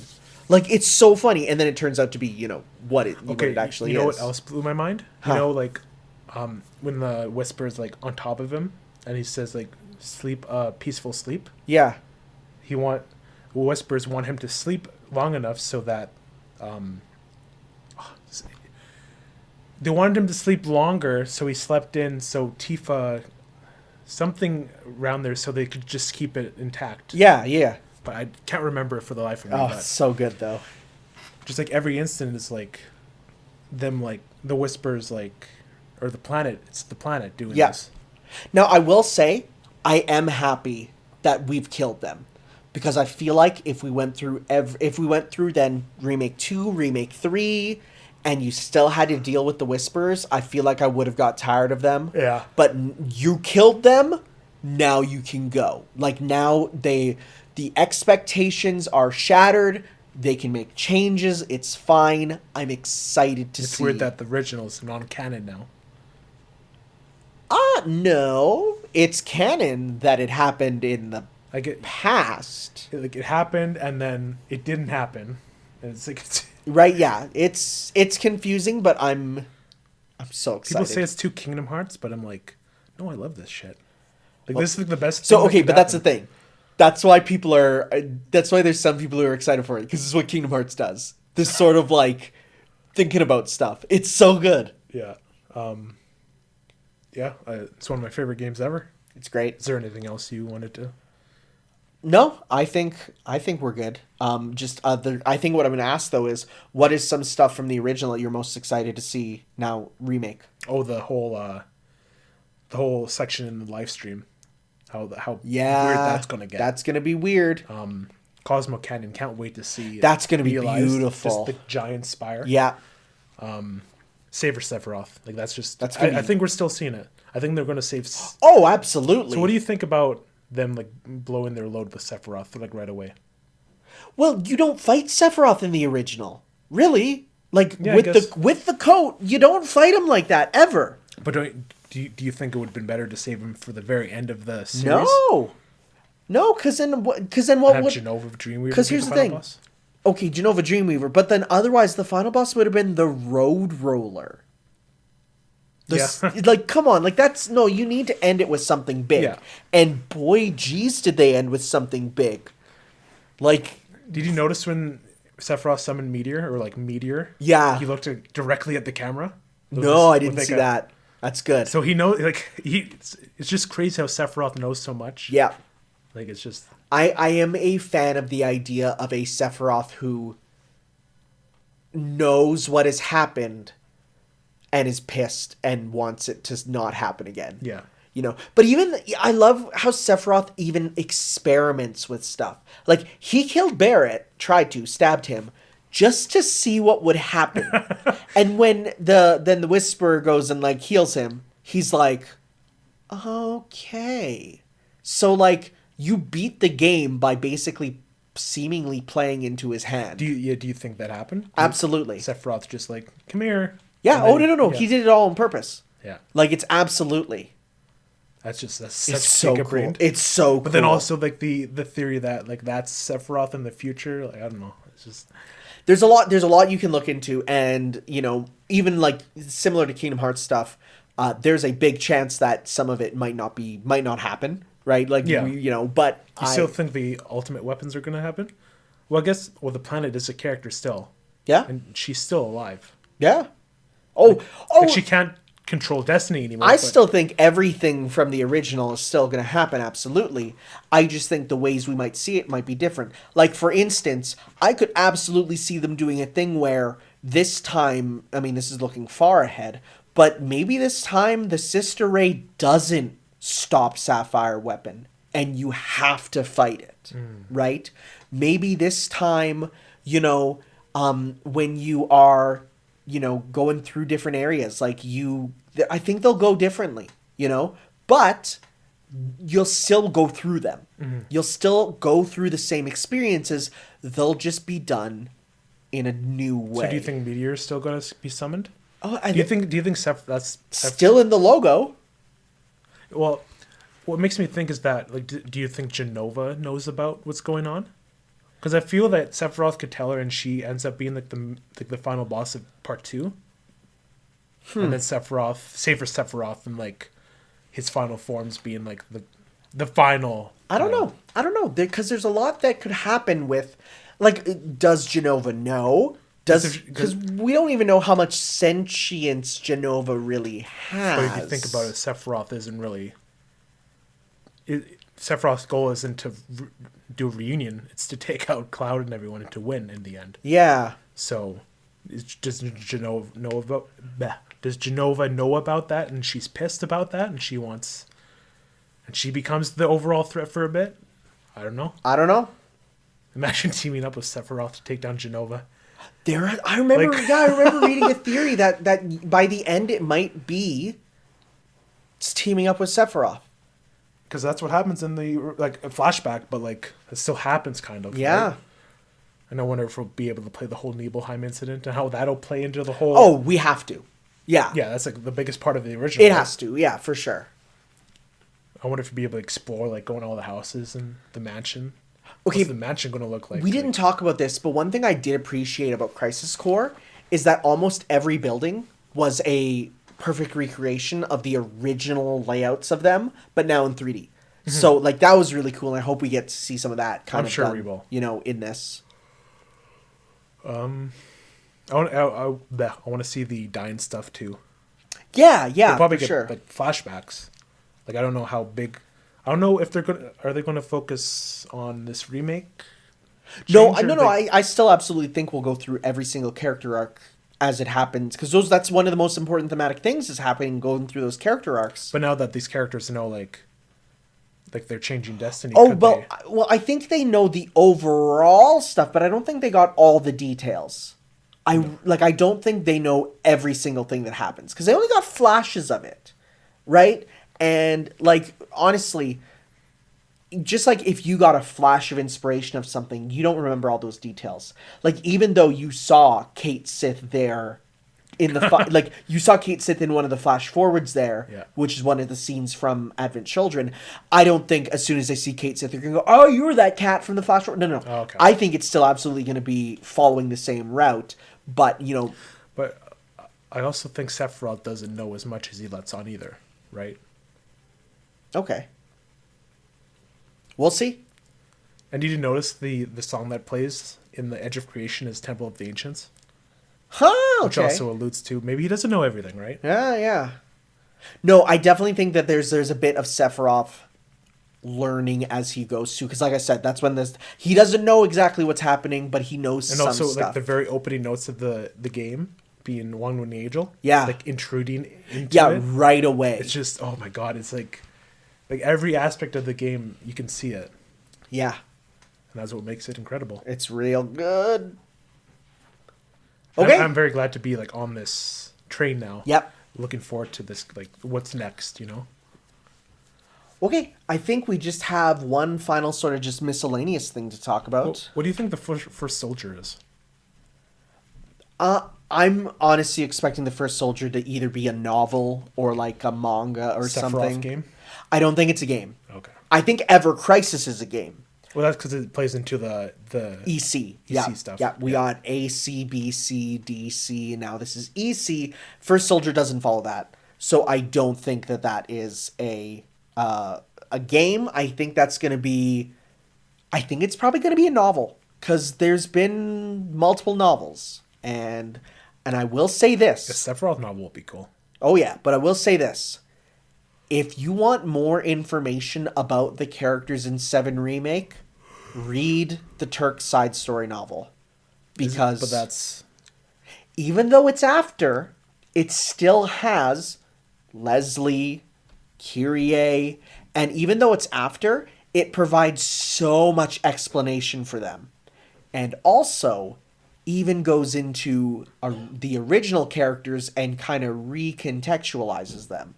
For example, you learn of family members of some of the important characters from 7, which are not really mentioned anywhere else, that really go, huh, that's interesting. Okay. So I wouldn't recommend the Advent Children prequel novel, because it's kind of but I 100% recommend the Turk side story, because that one establishes the remake characters, and even does a lot of stuff with it that is really interesting for some of those characters there. And as we've seen them incorporate those novel characters into Remake, I think we're going to see more stuff from that novel and other materials like that from the compilation be brought in. So I'd recommend that to you, actually, to read the novel. Okay. It's also a good read. Because if we actually take a look at the actual compilation of FF7, the only one that's been outright removed from the timeline is Before Crisis. Okay. Or not Before Crisis. Last Order. Last Order has now been... Yeah. In April 2020, Last Order was removed from the compilation. It's no longer considered canon. Okay. They definitely don't consider it canon anymore. Before Crisis was considered canon because it has characters that then go on to Crisis Core. Dirge of Cerberus is possibly... we do have... Let's see here. So the Case of Denzel is part of Advent Children Complete. I have that. Yeah, Nojima wrote The Turks Are Alright, a novel set short before Advent Children. That one there is the one that I'm talking about there that is really interesting. So then, there was G-Bike, which was actually developed by CyberConnect 2. This one is just a kind of a spin-off for gameplay more than anything. But it's very interesting to sort of see... some that are canon and some that are not now. So we'll have to see what is, going forward, if more of them will be, maybe removed. But, I mean, as of now, we can almost say, like, Crisis Core has almost been removed, too. Yeah. Right? We'll see whatever Crisis does, if it's going to stick around or not. Right? I wanted to bring up Marlene as a ghost. Do you think that... I was very confused at that. Maybe it was just ghosts being like funny. Yeah, I thought. Well, I didn't think it as funny, but I almost thought of it as we're giving you a form you're comfortable with to make you move into action. But that scene confused me a lot. But then Marlene knows stuff because Aerith gave her the knowledge there. It seems. And at the very end of the game, she like senses Yeah. Barrett. Yeah. So like, I wonder if she'll play a bigger part in the game. Yeah, I'm curious about that for sure. Yeah. Which might be the key to stopping Sephiroth. Who knows? Marlene. They could do weirder stuff. But yeah, and then like Sephiroth and Smash and all like the Final Fantasy VII content in the game is Now it makes completely different perspective from it. Yeah. And Midgar feels like an actual like stage now. And Also, shout outs to the fact that some of those spirits the artwork is taken from the remake. yeah, that's weird. Which is like, huh, cool, you know? Some of those spirit battles are really cool too. Yeah, I like fighting. Well, the fact that you got like all the party members is cool, and then you got like Chocobo and Moogle. It's like, oh hey, yeah, that's cool. But then you got like the Turks and Rufus there, and that one's great. That one is like you got Mies for all of them pretty much, and he even fights with like the magic and the sword. Like it works. It's Or you great. fight Barrett, you have Biggs and Wedge there. Yep. And Jesse. Yep. And yeah, Jesse has the bomb even. Yeah. Yeah. And then Northern Cave, the stage, it's really good. It's good. It doesn't do much, but just like the visual spectacle. in the Yeah, background. yeah, the spectacle is great, and the fact that it gave us all the music is just the best, and what mixes they are. Aerith's theme is probably one of the best songs in Smash now. Oh, it's so good. And it's done by the Nier composer, and it's got like those Nier chanting, right? So it's like, it's so good. Yeah. All right.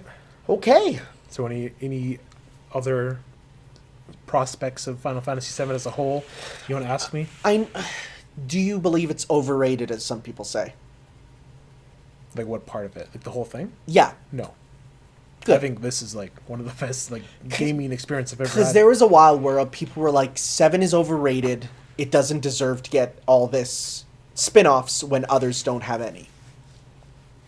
When people say that, I'm like, you just thought about it too much. Like you've been stewing it in too long, and now it's boring to you, right? Okay. So now it's overrated. I don't know. I don't believe in like stuff that's overrated. Yeah, good. If there was another Final Fantasy that you would like to sort of play to 6. tide you over, 6? Yeah. Okay. For sure. Yeah. Because I want to see like what Kefka's all about and like what kind of like so good. What kind of stories in that kind of universe. Yeah, because there's a lot of people who believe that Final Fantasy VI is like the Link to the Past to 7's Ocarina of Time. Okay. Where it's sort of like, and there's a lot of parallels with like, SNES versus kind of the first 3D one, the idea of the similar ideas but upgrading them, but for the 3D.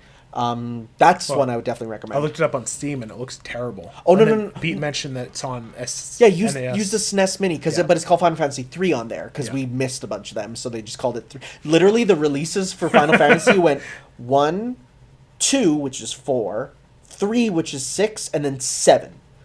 So there was people who legit went, wait, hold up, we went from 3 to 7, and it's like but then they went through and they released all them but 3 in the West. I also want to play 9 because Pete says that one's his favorite. The one thing I'll say about 9 is you at least need to know Final Fantasy 1 to get it. Interesting. It's almost an anniversary title. Okay. So that's why there's a bit of, I wouldn't recommend it first at all, because you miss a lot of the, oh my god, what's happening sort of stuff. I've also been playing Final Fantasy 14 a bit. Oh yeah. We subscribed for a month and it's pretty fun. Yeah. There's some cool stuff with 14 as it goes on. They just start to add content from other Final Fantasies, and like they put in whole dungeons and bosses from like the new expansion is all based on Final Fantasy IV. So everyone's like, "Oh my god, Final Fantasy!" But like Endwalker? Yeah. Okay. Literally, because the finale of Final Fantasy IV is about going to the moon, and Endwalker's all about the moon, right? And we're starting to see like those parallels. But they put in like the final boss of 5 and the final boss of 6, and their dungeons are just in 14. That's cool. And you just go through them. Well, right now it's like I just got like the main scenario, like the main why you're playing the game. It's like you got to get the crystals to stop the darkness. Yeah. And it's like that's kind of general, but I'm expecting to get more complicated. Well, like they added in Ruby Weapon from 7. is a boss there now. So it's like And Gold Saucer's a location. Oh yes, and it has the theme. And apparently, Costa del Sol is in the game too. Yes, it is. I like went to a boat and like, oh, you can go to Costa del Sol or this place. I'm like, oh, that's cool. Yep. Oh yeah. No. There's a lot of stuff where they're bringing that in. So that's And real just cool. the fact that like, when I discovered there's like a whole housing market, Housing. it got me hooked. I'm with like, oh my god! like furniture making Yeah. and like decorating and weddings. I went to like a few people's houses. Well, I was telling my friend about it, and they're like, I don't know if you should be doing that. I'm like, really? Like I can't go in people's houses? I And know. so it's like, It's their house, dude. I mean, it's You're gonna get those role a players. video game. You're gonna get those role players standing on the bed typing moans in the chat. But then I went into one house and it was playing the Hammerhead theme from 15. Yeah. I'm like, wow, it's so cool. Yeah. So yeah, I'm enjoying it so far. Nice. So I'm having that like guilty, be like, oh, I should be playing it because I'm subscribed to it type thing. That's what gets me. That's what gets me, man. That's why it's like it's tough because I'm like, there's a time when I was like, oh, I kind of want to play it a bit, and then like I couldn't, and then I'm like, well, if I like, what if I get a job? Like there goes my subscription, right? Like Yeah. that sucks. So it's like, yeah, But like playing it, it's really good so far. yeah. But going back to 7, anything else from? No, not really. I think we covered the franchise pretty well. I will say, if you guys have any questions for us about 7 you'd be interested in, definitely leave some comments, and next time we record a proper podcast, we can definitely answer them. Yeah. Like, absolutely. Leave some stuff there. Yeah, yeah. Yep. Yeah, just checking. Okay, we're good with questions? No, All I was right. thinking about something else, yeah. Okay. Well, thank you all for listening, everyone. Kind of just listening to us unravel mostly the remake, like leading up to. Well, original was about an hour. We had to talk about that, and then but then it was to set the stage for us going. Oh my God, the remake's so good. Should have won Gilly. Also Question: is it better than The Last of Us Part 2? Oh, yeah. Yeah. Did that deserve to win those awards? No. Thank God. I just wanted to mention like near the end of the Sephiroth battle when like it started getting faster when Meteor is falling. The music. Oh man. Or when you're doing the battle with him and he just starts counting down and you're like, Yeah. what does that mean? What does that mean? Terrifying. That whole scene. Oh, we're just going back to talking about it, but one more thing. Like Yeah. when they're in the simulation and they explain the ancients. That was and, like, so cool. Yeah.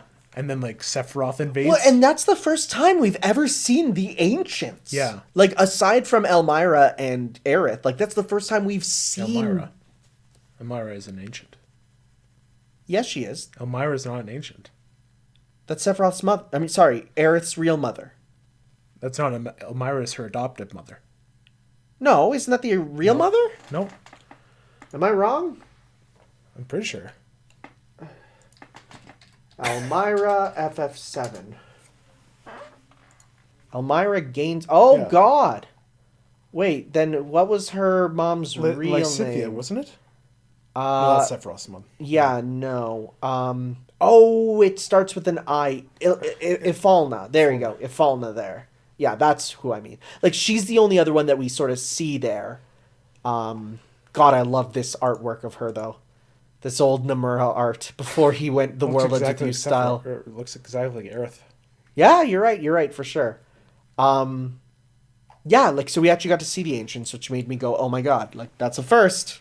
Yeah, and you even saw the city of the ancients a bit too. Yeah, So, back in its prime. What's that's going to look like in remake because we're going there for sure. One final other thing, when you're looking in the Shinra like museum and they show like this is what we want Midgard to look like, and it's like all white and futury. Yeah, that's Neo Midgar. That looks very, very similar to the gardens in Final Fantasy VIII.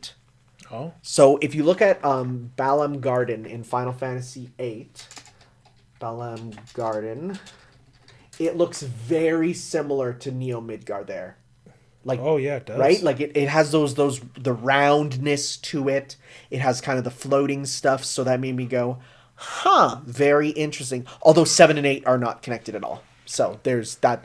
That might have just been a neat thing and not necessarily any sort of connection, but we'll see. Okay. Okay. Well, thank you all for listening, and we will see you next time when we record a podcast, once our schedules kind of line up again, and it all works out. And be back to normal, and we will probably... We don't have to do it. Will we do an exchange beforehand, do you think? Or should we just go in without it? I think we should just go in without it and be like just a recap and... Yeah, because we'll have a lot of news to go over. Start. So, fresh start. Sounds good. All right, guys, we will see you next time for another Ships Worldwide then. Thank you for listening. Yeah, thank you. Ciao.